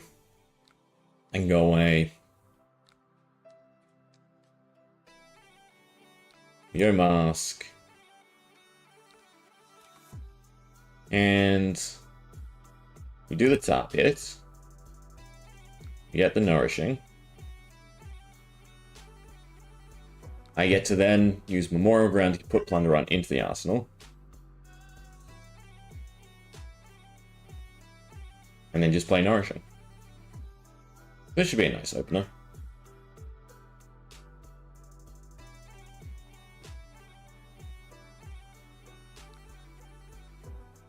And we then also, obviously, Gauntlet it. And then we nourishing for... how much? It is a 12 with Dominate and a Draw 2. That seems fairly decent. Think their equipment, which we like. Surprisingly not as many cards from hand. Ah, there we go, Oasis. Looking for something a little bit better. Oh, they've got 2. So that's the 12. They deny the draw. And think their hand. That's a bit unfortunate, because obviously then we go into trapping. So, yeah. That kind of backfired, in all honesty. Yeah. This is not going to be an easy match.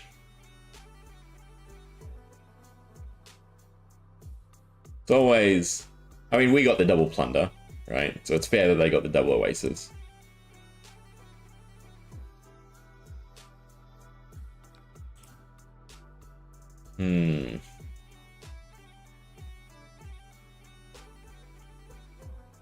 The -2 is better. There's Codex. That's something.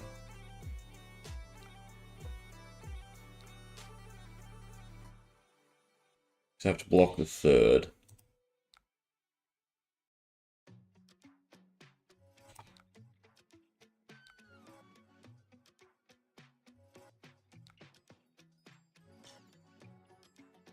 Flying kick, that's fine. That's a 7.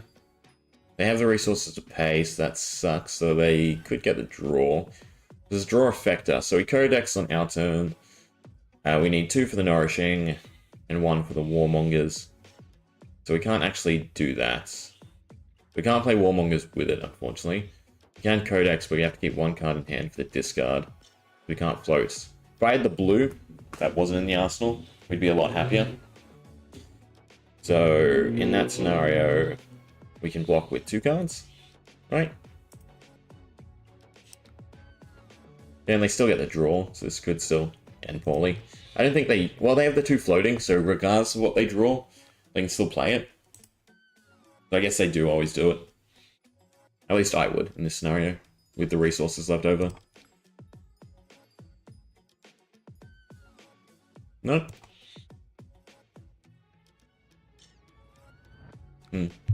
Curious. Alright, one's Codex. They get an Arsenal as well. Nope. But then the Frailty affects it, so that's kind of beneficial. Would have been nice to buff it. Discard the Sigil, so we have enough.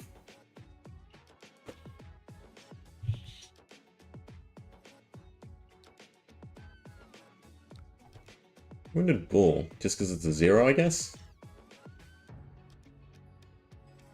So far, I'm not seeing a lot that benefits Benji's ability over running anyone else.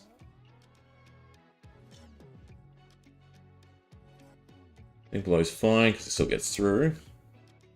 The intellect really matters. Now we get a nice big reactive hand. That is not that great, unfortunately. More of ground is nice. I guess the Sigil to recoup. But 3 traps, and again, 2 needing the arsenal is sad. But at least we can get them into the arsenal.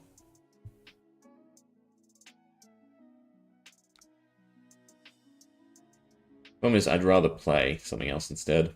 Do that to free up the space, and then wait and see what they do.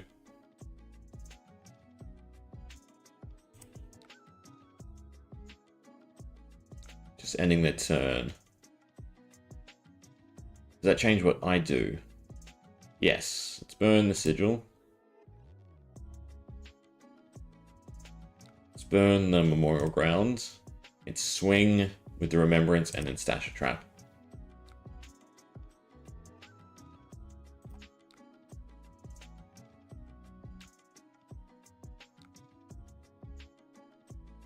At least we get the life back.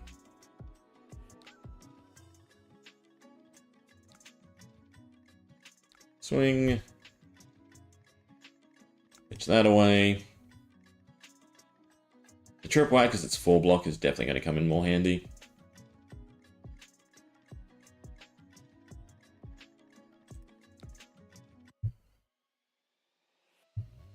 We're chipping. There's nourishing for next turn as well. The ones don't really matter. Still ping damage though. Wait for a proper attack, I suppose.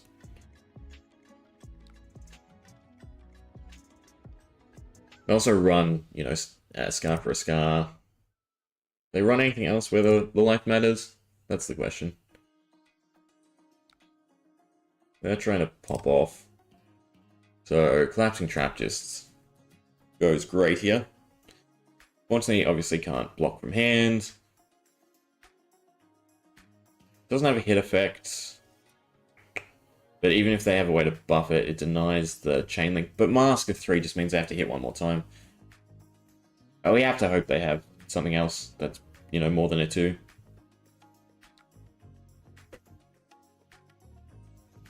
If it's all tigers, then we run into problems. Blood Scent does what? Scan your resource. So if they have the 2... I mean, the mask just opens it up for more trapping. So if they have, you know, a 2 into something else, Collapsing Trap still counteracts the mask overall. But no, it's a flying kick.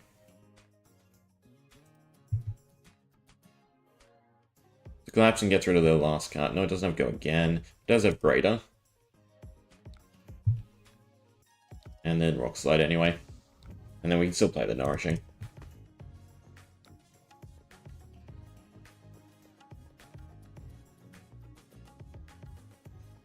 But you can pitch and it still hits, and then they get the last card. But I'm less scared of another card in hand without resources. They did. I mean, yeah. We don't care about the token. It's the pinging that we like. They did get the card. Can they play it? That's the question. No. There's something for the Arsenal. That's kind of good in itself. It's unbuffed, but still 6 with Dominate. Again, we're just trying to get them low enough. Double Sink below.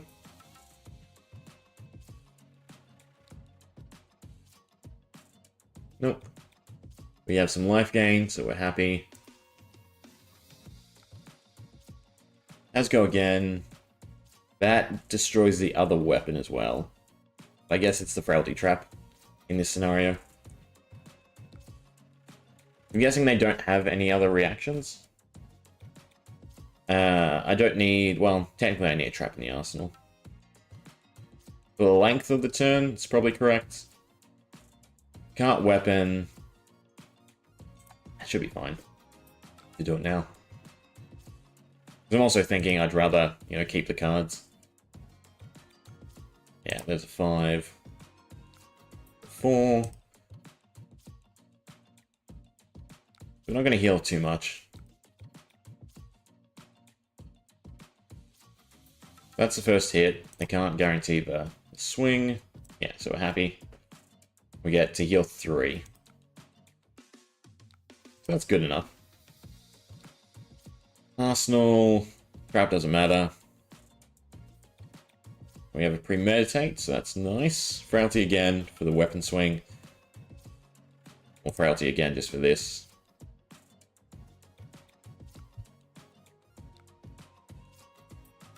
And chipping away. That's the main game plan. As long as we deny the weapons, I think I'm happy. Push the point. There we go, that's what we want.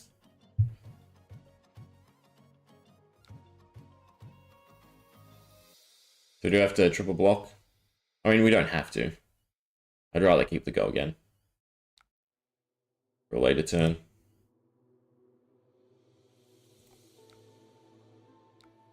Or do we swing next turn?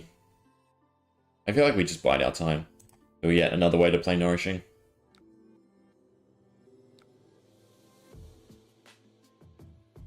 Nourishing without Dominate. don't think that's correct. I think it's reel in off the 2. Wait.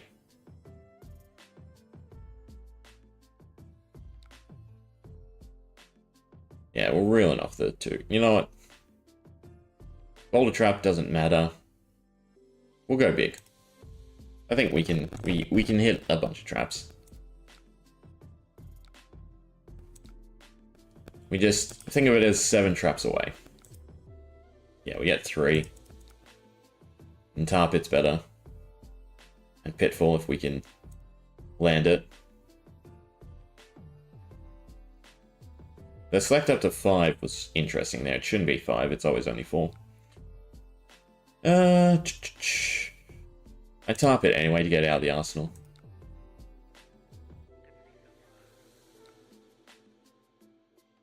There's the other one.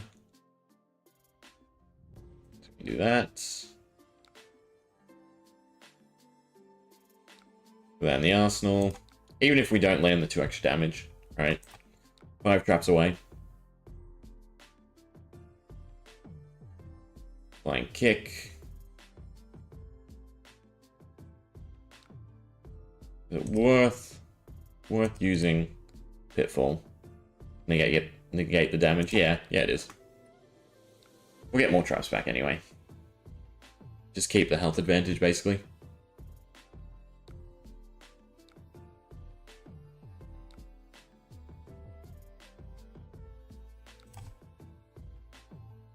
There's the codex. That's good. Pitfall again.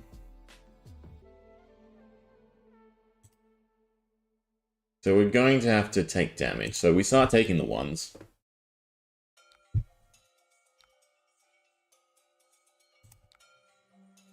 Next turn, we basically just want to be able to swing. Maybe I shouldn't have been taking the 1s. Swing with Remembrance, then Codex, the Nourishing. Or could we win with Codex? Could potentially win with Codex.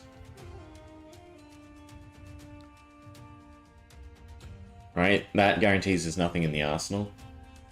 But I think we can win with Codex depending on if they have any way to buff it.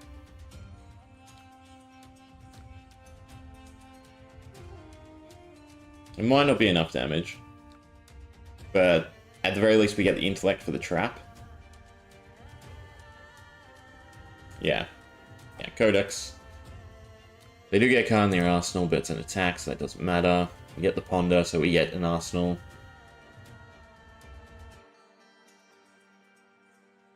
We also have the Frailty.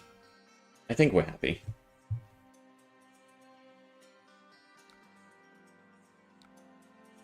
Alright, 6 with Dominates. As long as we get the right traps. No, never mind, then we'll go 3. Alright. Got a win today. Riptide is kind of punishing depending on the matchup.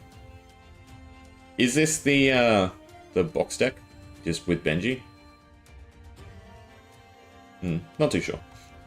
Alright, on to Melody. Stadium Act. Get what we get, and then probably just another KO to end off today. Ugh.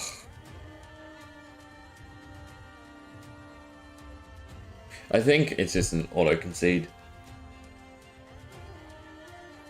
Died for the 3 new bards. You're saying that because they're all blues? New's definitely a new melody. Or did I miss something?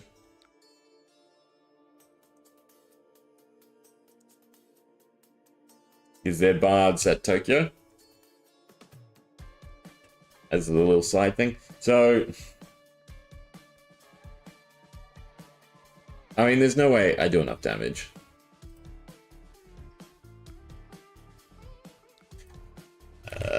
Sorry, man. I bow out. No way I do enough damage.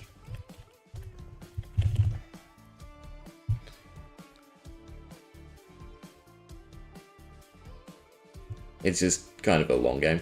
Yeah, because they all have Deep Blue Sea. See, new is Melody. Just better. But yeah, I am. I'm super excited. I'll definitely try it in all three. But if it sticks with any, it's definitely new. You have on board Flick Knives, just guarantee a blue gets go again. And then you also have, yeah, the new Deep Blue Sea with White Blue Yonder. News Melody. At the very least. I mean, I already have a mock deck.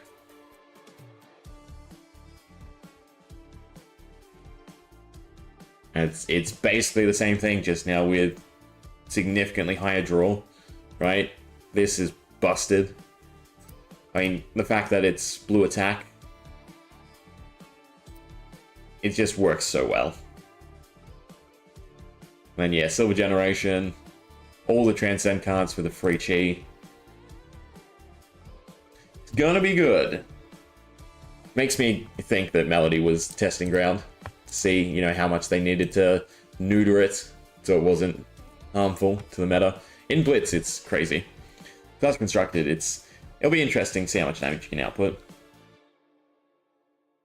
We have a pretty decent start right away. And Macho Grande doesn't punish us. I'm kind of tempted just to go for it. With the cards we have. And see if it sticks.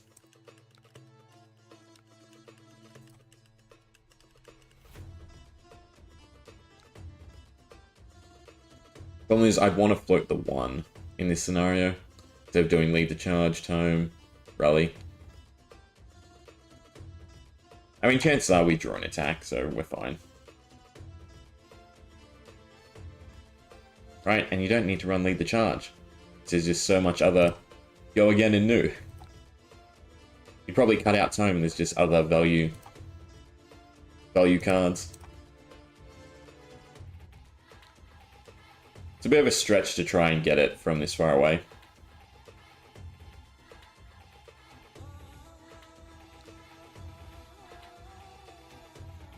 Ah, it was blue Lead the Charge.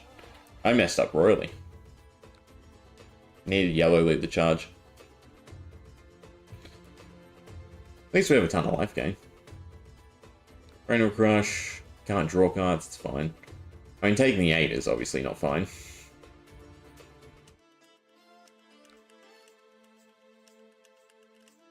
Maybe we survived long enough.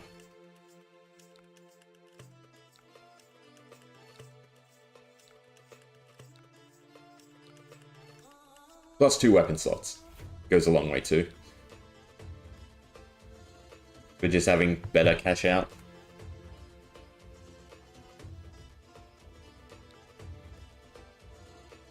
Doesn't get us. Does have go again, which is worrisome. Good Choke Slam. Well, the can't gain definitely gets us. We do have to block. Unfortunately, means we're screwed, because there's no way we survive the turn after.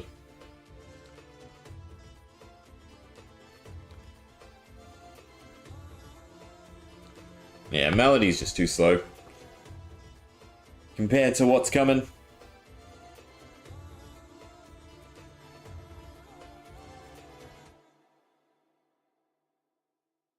It's doing 4, I have to block. We have Lead the Charge for the Moonwish. I guess it's blocked with the Sunkiss? No.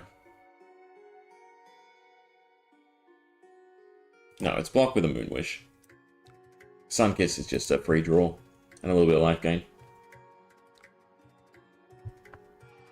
Alright, let's see what can happen.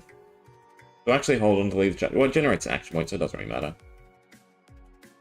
I guess we save the quick step then for final act. No. Quick step. We'll Lead the Charge. Play Moon's Wish. We will... Do I want to pitch? I do. I want to float the resource.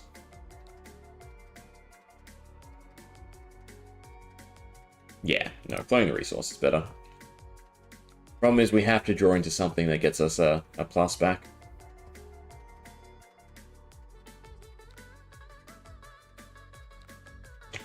That is very advantageous for us, right? Because now these have go again and draw. So thank you for not fully blocking. There's the final act, so that's helpful. Then we cash out. Bottom. Bottom. Come on, we need it so we can go plus. Perfect.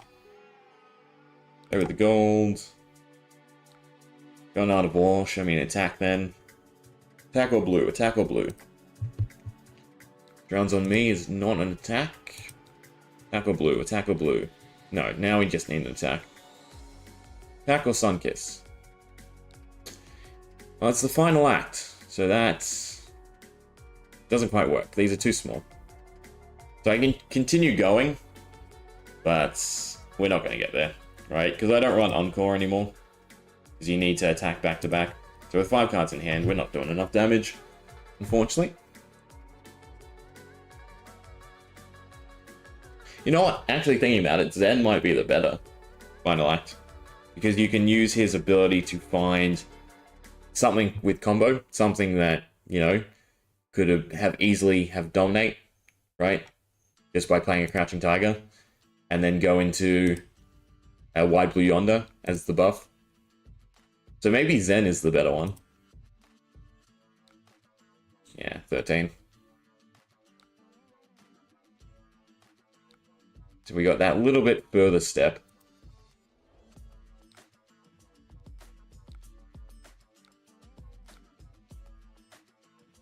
Ah, it's painful to see. Not that we could have played it, actually.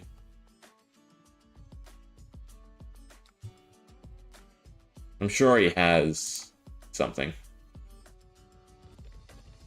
Buff. We'll see. But we don't really have a win con now. Yeah, and banish it for Art of War. Yeah. We're not blocking a 10. So maybe, yeah, maybe Zen is actually the better one. Because again, they have access to the same draw, basically. What I was really hoping for was Fang Strike was an actual attack, right? Because if Fang Strike was an actual attack, what you could do is run a Mask of Malicious to find the Moonwish, right? And then use Moonwish to guarantee that all 6 Sun Kisses would draw. And then the idea would be to end up playing this, get a Fang Strike, and Fang Strike was what you're buffing with Wide Blue Yonder. But yeah, Zen with the ability to find everything or generate is even better. He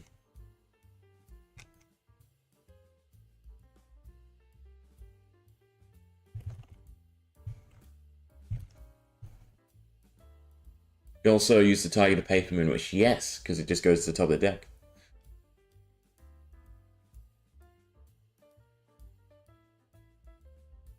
And also then, if you're not running Mask, you don't have to worry about being the only attack. Yeah, maybe Zen is the trick. You can still run double daggers for cash out. In fact, they're less crucial, because we're not relying on the ping. Overall, his equipment is less valuable, weirdly. And I'm still thinking Tiger Swipe, because it has the dominate effect. And is probably the most easiest to activate, right? It's a 0 cost, so it's a free to play. So it's already better than Final Act. All you have to do was attack with Crouching Tiger. It doesn't have to hit. No. This is not the one I'm thinking of. What's the one that has dominate? Let's do that. Let's look through the combo cards. Why don't we? I'm sure I remember something with dominate. Guess it wasn't Tiger Swipe. Well, you know what? I'm doing this dumb way. I can literally just do combo and dominate. Because dominate would be the clincher. Then the block no longer matters, and you can play stuff like this round's on me without worrying. Yeah. Cloaked, Crank, Dominate. The combo card... Well, apparently that doesn't quite help. They're all still just coming up. That's weird. Let me just manually type it then. There we go. Yeah, okay, so open the center. Last attack, this combat chain was just head jab. Head jab is an easy one, because head jab is 0, go again, right? Break Tide requires Rushing River, Flood of Force. So it's probably open the center. Because again, the Dominate is just really going to help. And head jab is easy enough. Flood of Force or Rushing River is what? 0.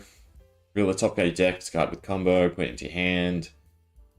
Then this gains and go again, so that's unreliable. The other one was Rushing River. Go again, if it hits, draw X cards, then put X cards from your hand on top of your deck in any order where X is the number of active attacks that hits this combat chain. Yeah, no, so it's definitely... The go would probably be head jab into open the center, just to get the dominate, right? And you can take the blues. Because again, it doesn't matter if it hits. Clicking multiple with the comma means either. Okay, that makes sense. But yeah, so head jab into open the center. And again, you can take blue if you want. Because you don't really need the substantial damage. All you're caring about is the dominate.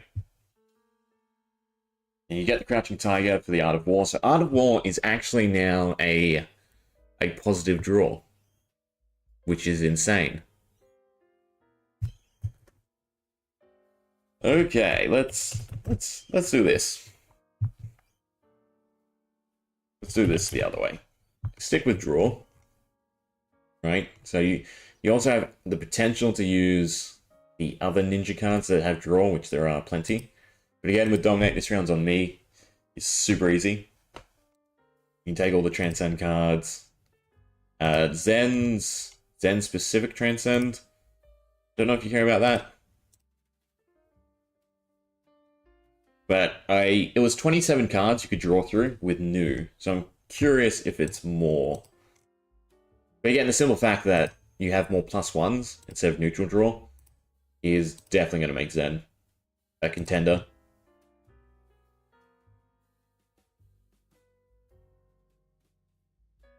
I already grabbed the yellow one? I did.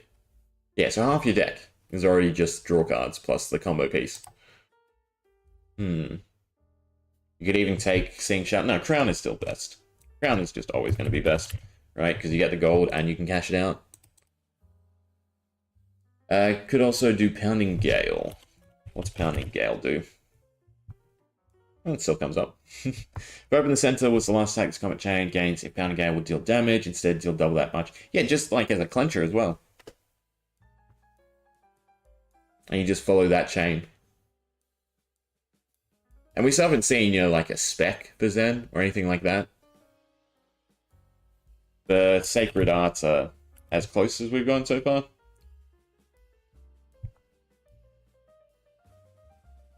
With Zens. Great, 2 Crouching Tigers, and then +1. So even off of this, right, you get the 2 Crouching Tigers for Art of War. You get the Crouching Tiger for Moon's Wish. So everything that could be a minus is no longer.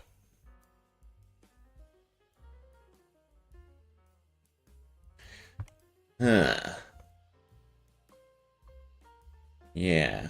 Okay. So that actually, for me, puts Zen above New now. Now we have to think, what about Enigma? What's the go with Enigma? I mean, the true go with Enigma would be something with Fractal Replication.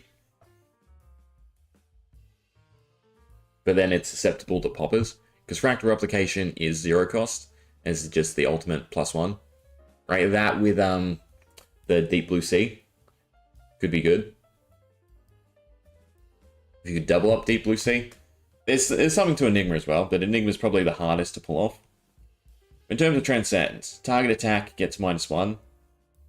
Like, these also work a lot better, because you can just throw out a Crouching Tiger, it has go again, and you can just use these effects, even if they're shitty, to get rid of them. Could pop the arms remove. Perfect, there we go. Yeah. So you use one of the cards that turns an attack into an illusionist. You use the gloves to pop the Phantasm and make sure it can't have it. You then use Fractal Replication to double it. All right, you're absolutely correct. These are 3 new bards.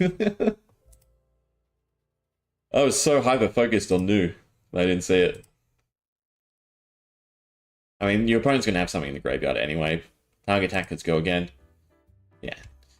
Because the big thing with these is you have to attack for a lot of them. So if you have the Crouching Tigers just in the bank, you can run all the Transcend cards instead.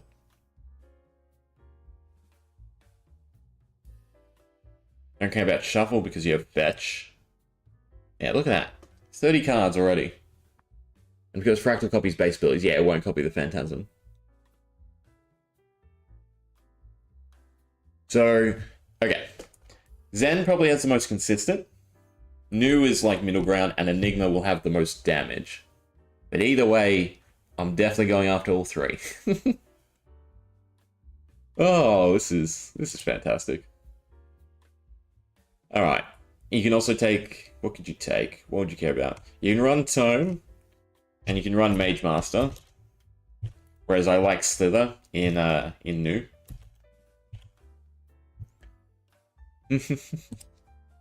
Now I need alt art of all 3. As like a rock band. Target attack gets go again. No, it's all legs. So we're missing chest and legs. Chest and arms. What would we run? No, I haven't put white blue yonder yet in either. I need to grab that. All the new stuff I don't really like though. You could take Vest. Vest could have huge upside, but you have to get the hit. I mean, it's probably still Tunic for the same reason. You don't have to destroy it. The one off of attacking with crouching is also nice. No, but it's probably still Tunic, so you can cash it out. I haven't done cash out, I haven't done white blue yonder. But we just love, again, where everything feeds into the combo, and there's nothing that's a horrible draw. I haven't done Moonwish. And I haven't done... Were we just talking about cash out? Yeah.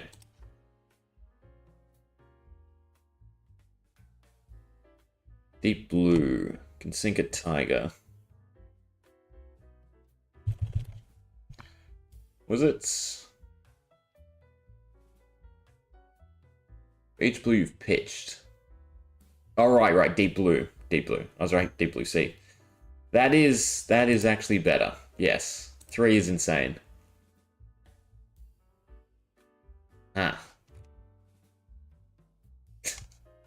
I don't think this is LSS's intention to make Tigers work. I'm gonna say. So how many Tigers do we get? We get 2 and 1.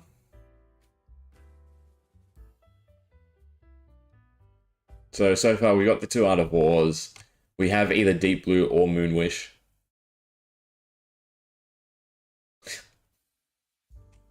This is insane.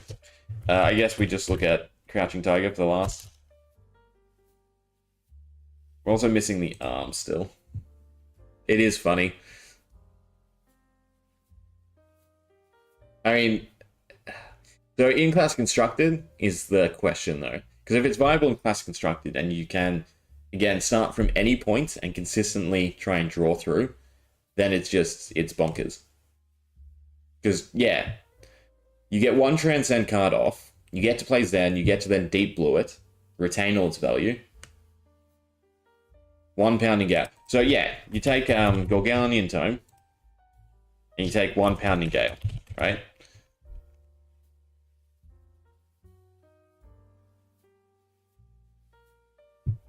And you don't care about the cost. And it's not a dead draw because there's always ways to, Moonwish, you can put it to the top of the deck if you don't want to use it right now. You've got other ways to put it back in the deck if need be. Alright, yeah. 1 Pounding Gale.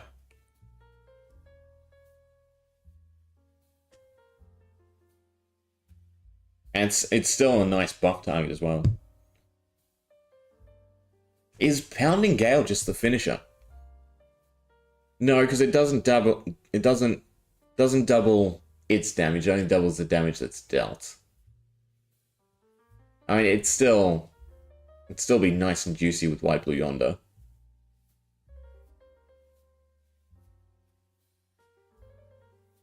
Ah, yeah, okay. Right, and then you're only hitting blues. Good thinking. So yeah, so all you need to pop off is 1 Transcend card and 1 blue playable, basically. And your blue playables would be Cash Out, would be Moon Wish.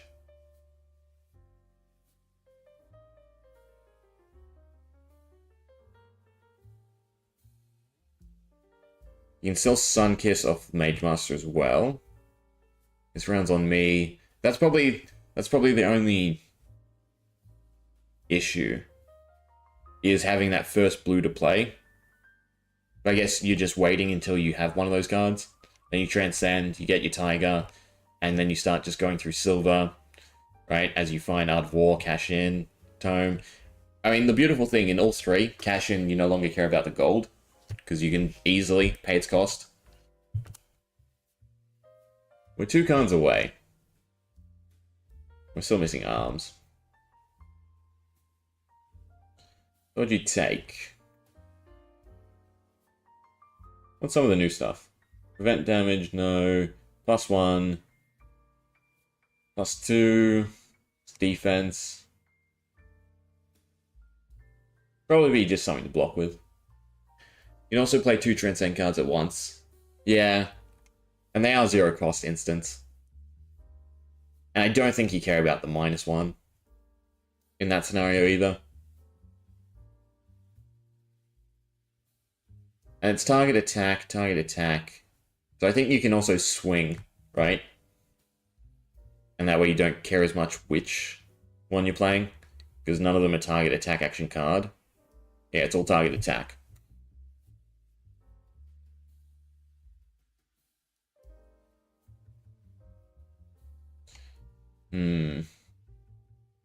I guess it's just Null Rune for now. Blade Break, Battle Worn. Battle Worn's kind of good.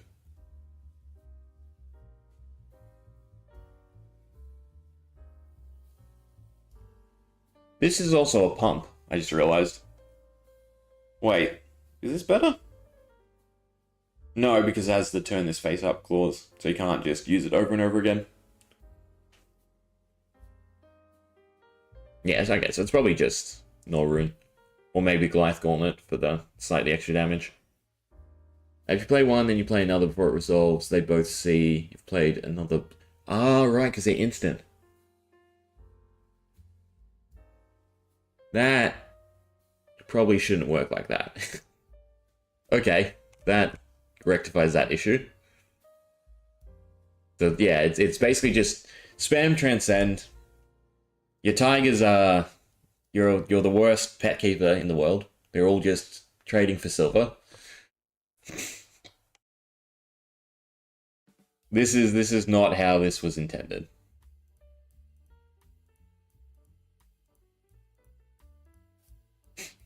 Okay.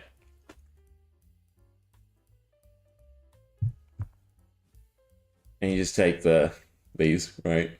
We pitch card with 0. Does cheat count as 0 cost? I guess that's the conundrum.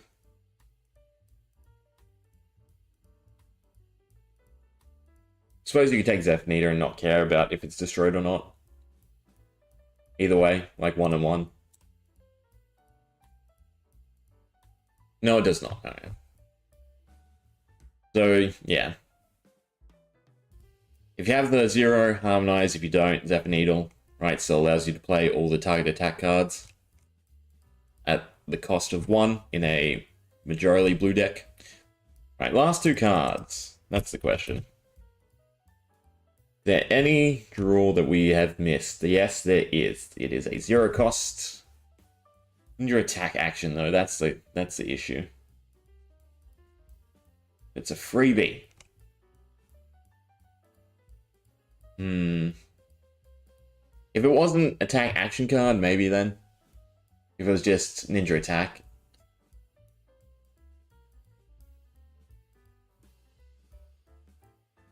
Let's do secrets, I mean, we could just take something that generates tigers, right? Predatory strike, is it? You just trade this for a tiger. It's in your banish zone, so it's one you have to play. Then no, because we want ones in hand.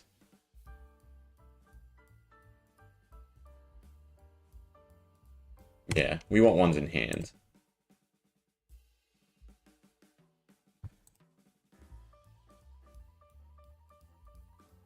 You just take something else to put on board that you're either just pitching away or cashing out.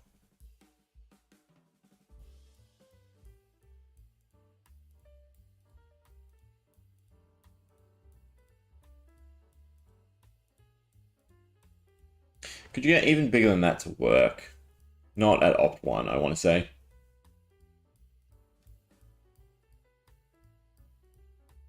And we're still not through the set. Mind State of the Tiger is side turn, create in hand. Perfect. And even better yet, you're throwing it out before you pop off. Done. 40 cards. What's the draw range? 1, 3,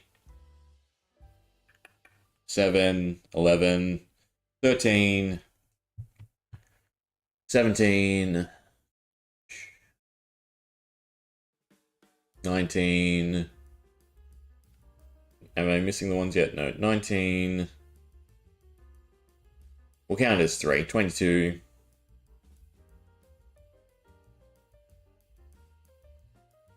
23. 24, 25. 26, 27. So it's 27 plus then cash out. So, yeah. It's better than new. Right? And if you hit with Moonwish as well. Alright. We might as well do Enigma while we're at it.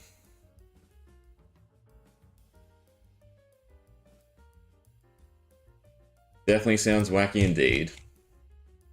Ah, God. I guess Fractal Ash. I'm trying to think of good puns.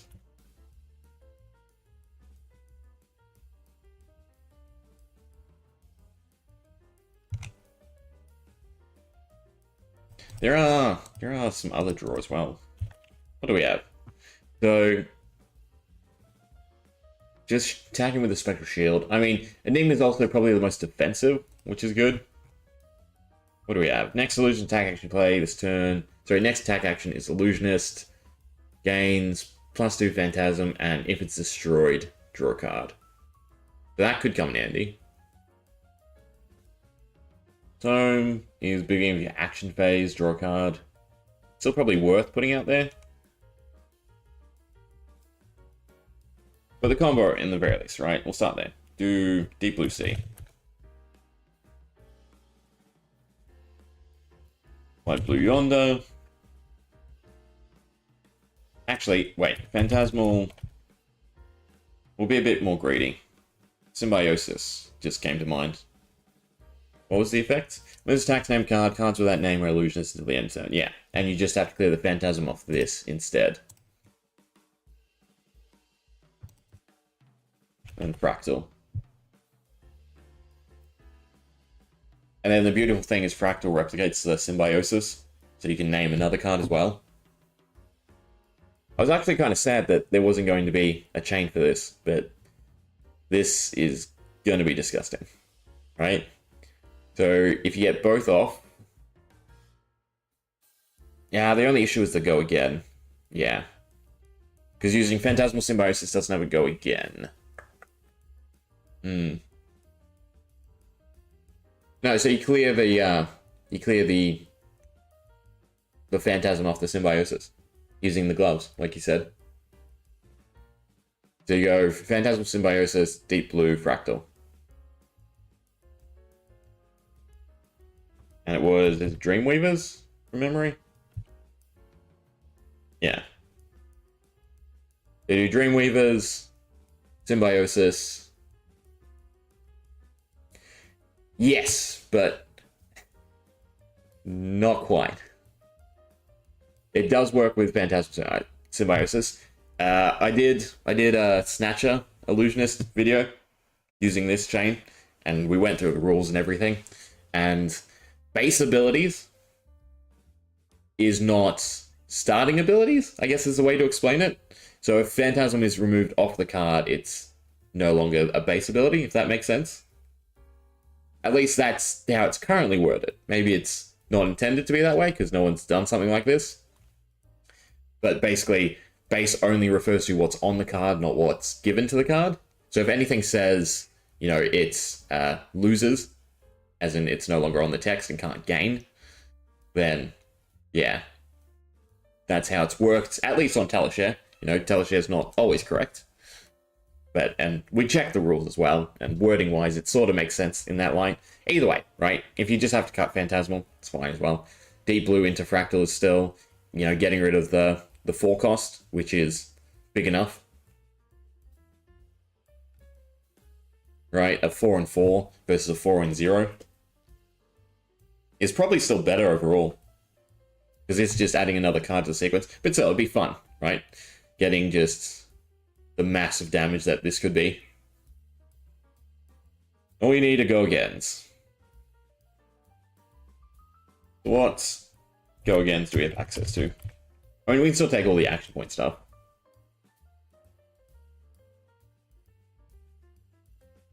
It's, what is it? Attack action cards. There's no way to... I mean, the easiest thing is also to Phantasmal Symbiosis something that has Go Again first. So you go Phantasmal, Fractal, Replicate Phantasmal, Deep Blue Sea, Fractal. But that's also way too many cards. Even with as much draw as there is, I don't think there's that many +1s in Enigma versus Zen, thanks to the Crouching Tiger gimmick that you pointed out. Let's probably just leave the charge. And the nice thing is Snapdragon Scalers works with Fractal, but not the Deep Blue Sea, so you're still 1 action point away. But it would allow double Fractal. Ah, that works. Just blanket target attack. Okay. That's sorted then.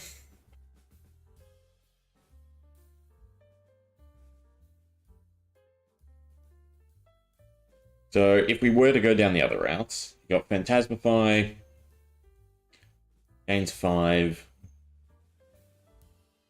There's one that, was it? In addition, yeah, in gains +5. There's one that it makes it a static value, whereas this would be a 10. There's also a Transcend card that gives Go Again. Oh, right, yeah. Okay. Never mind. Probably a lot easier. This one makes it base 8, but they both cost 1. Yeah, so you have... Somewhere here. There we go. Target attack gets Go Again. For 0 cost as well. Problem is the chain link is the issue. So you have to draw first, end up with the right Transcend cards. So this definitely has the highest ceiling, but is going to be the trickiest to make consistent.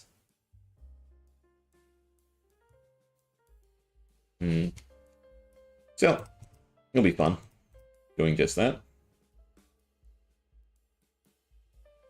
So what is Enigmas? 2 Spectral Shield tokens and a 1 counter. I mean, the nice thing too is you'll be able to just beat them down with it as well.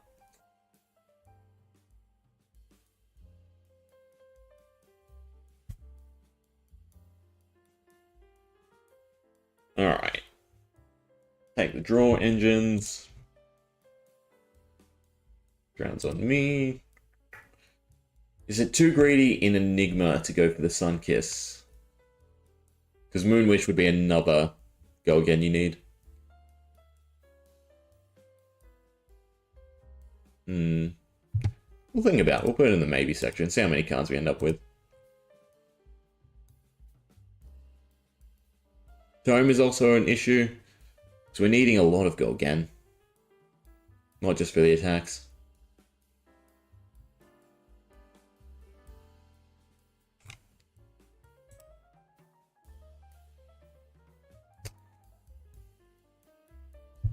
If you took footsteps, you'd have to goad them into popping, right? To gain the action point? Yeah. See, in none of them do I think resources is the issue. Things that has the upside that when Enigma fatigues, if you're equipped with Iris of Reality, it's 10 damage per turn and 2 life gain.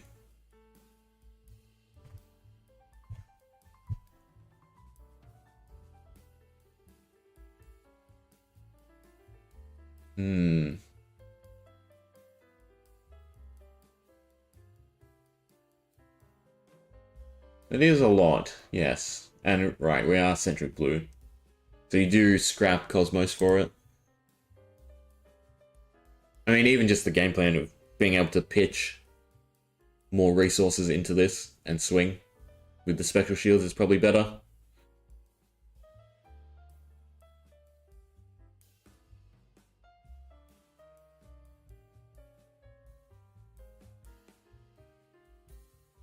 Where's the head?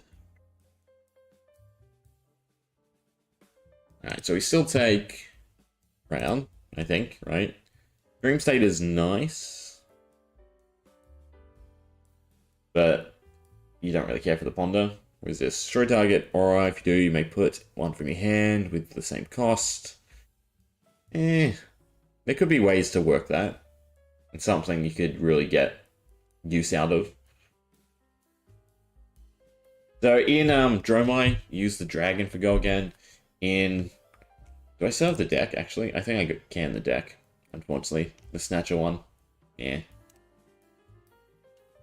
You're fatigued by being left with only Chi. Yeah, and then you just Iris. But again, instead of a... so the problem with Cosmos is, in this type of deck, is because you're only paying 1. You need a huge volume of things to be able to cycle.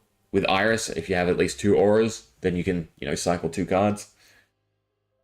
Which will help out a lot more as well.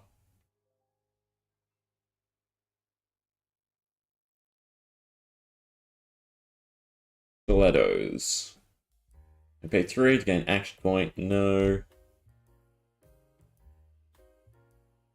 Do we need these to have go again? Or do we... I think you still take Mage Master, thinking about it. It's just so impactful with the tome.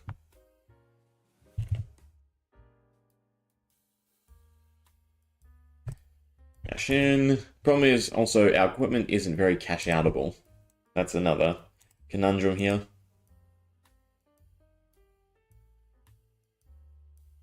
So we missing chest. Illusionists have anything exciting in the chest slot.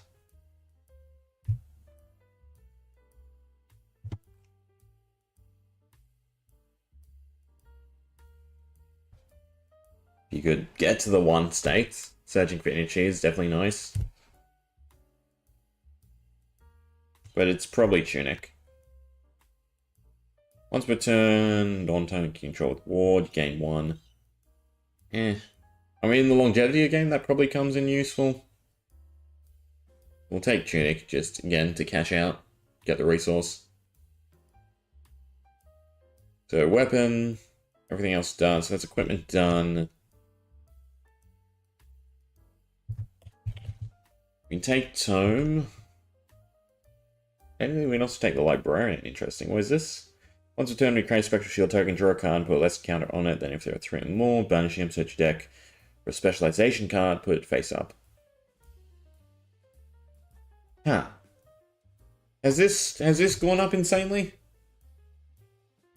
Because for Blitz, this is kind of nuts.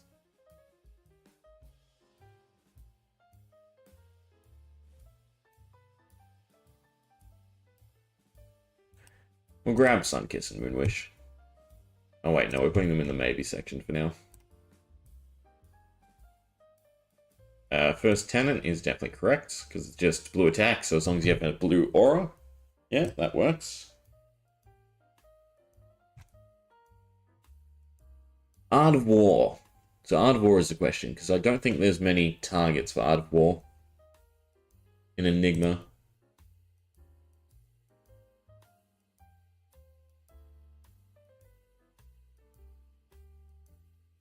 Time of AO is also interesting. I mean, it doesn't hurt to put put on the board. I mean, so Veiled Intentions on, like, Moonwish would be nice, but then you also have to get rid of the Phantasm. So I guess it's not.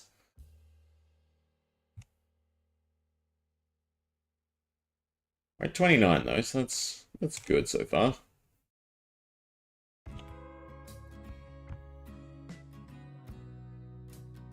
Potentially another 10. I think the Art of War is too greedy in this. I think it's probably lead the charge, just to smooth over a few things. The Runeblade Way? What is this Runeblade Way?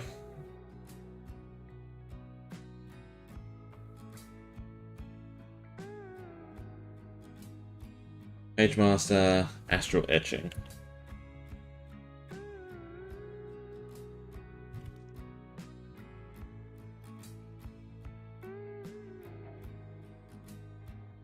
+1 counter on target aura with ward you control. If you draw a Spectral Shield, you may play this as a instant. Is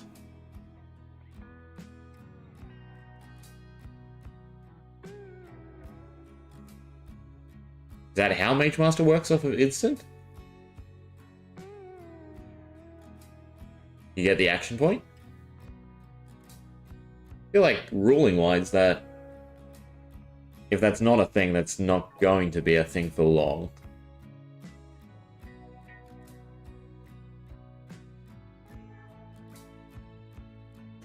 Because it's instant, you get action point. Interesting. How Runeblade do it. Okay, well that's useful in itself.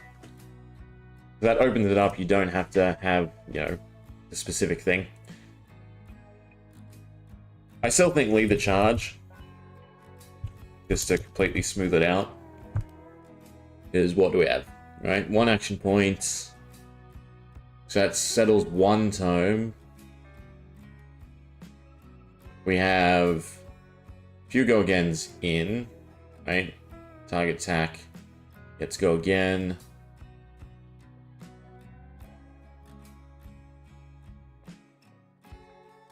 Has been playing go again cards at instant speed since spawns. Okay. Alright, and they haven't done anything with it.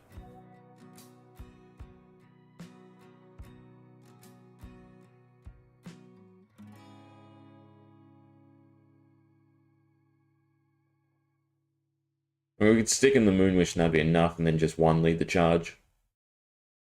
I mean, look, it's a good first draft. There's still tons of cards to come out for this set as well.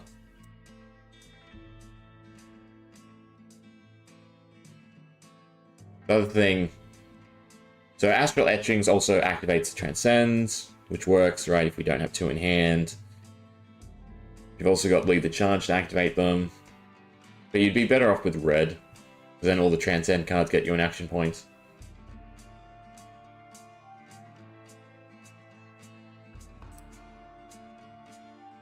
But, you know, if this is what the 3 decks are, before we even get the entirety of the set,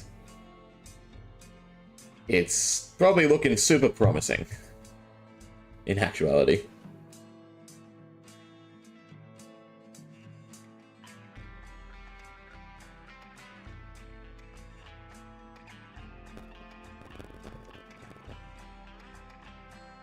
Question is, what's the upper limit for damage? So, pitching to play, you've got 1 cost there. 2, 3, 4, 5. Well, technically only playing 1, most likely. The 1, 2, 3, 4. You technically end up pitching 3 cards. You know, with the Fractal, you might not even need the White Blue Yonder.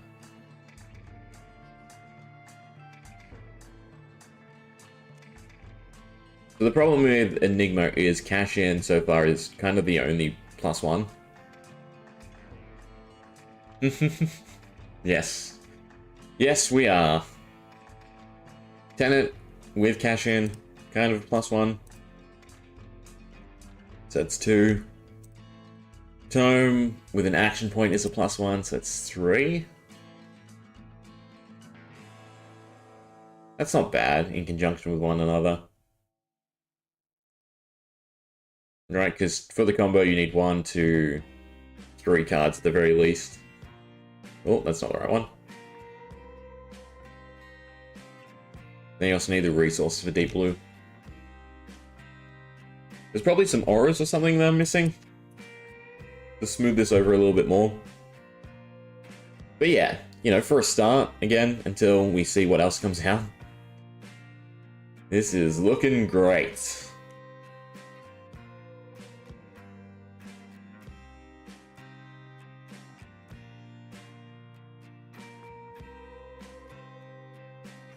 What's this? When this leaves the arena, if you control no illusionist auras, you may play the next aura with 0 cost lower instant, and answers with a counter.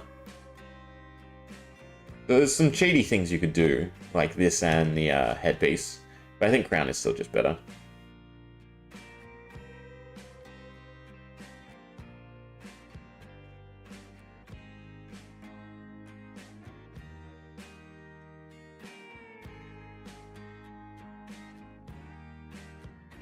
I would definitely say Enigma is surviving the longest to pull this off. Alright. Good start. Whew. We'll leave it there and see what comes out in the coming days to just, yeah, completely break the bank on this. How many cards are left, out of curiosity? Zen, yeah, probably has the most promising. They shouldn't have given them in hands. They just had to make him into a slaver. Zen's true purpose in life.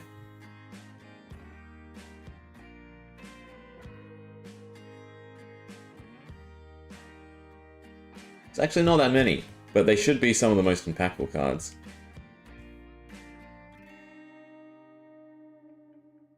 Because we haven't seen a single specialization, and I doubt they're saying that the Transcend cards are the specializations. I mean, they could be.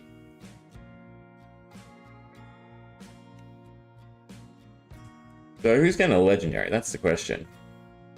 So it's an M all legendary for New. It's an M all legendary for Enigma. Same, M all legendary. It's probably an M for Zen, given the legendaries that are already available. Yeah. I mean, look. Hanger of Purpose. Just an edit, you know? Little Tiger Leashed and Slaver of Purpose. We're there.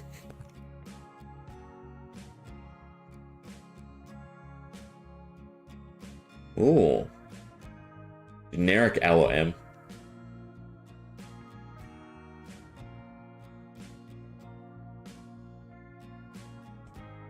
We also have these tenants, first and second. So third is probably, if there is a third, is an M. Interestingly. This is by far the stronger one out of the two, in my opinion. It's 0. Draw. Not on hit.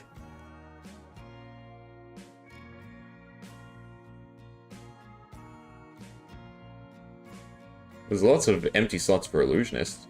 I mean, they could obviously be more assassin commons. I should sit down, count it out, and then probably work out what's left. Or try to work out what's left. Only 4 more? 1, 7, 8, 9, 10, 11. No, 5. Did I miscount again? 7, 8, 9, 10, 11. I did 6. 6 more expansion slot cards. It's still juicy. That's going to be the spoiler then. That fits the bill nicely. We go to spoilers. I mean, I doubt it's all 6 at once, but could be. No, because we've already seen Kindle down here.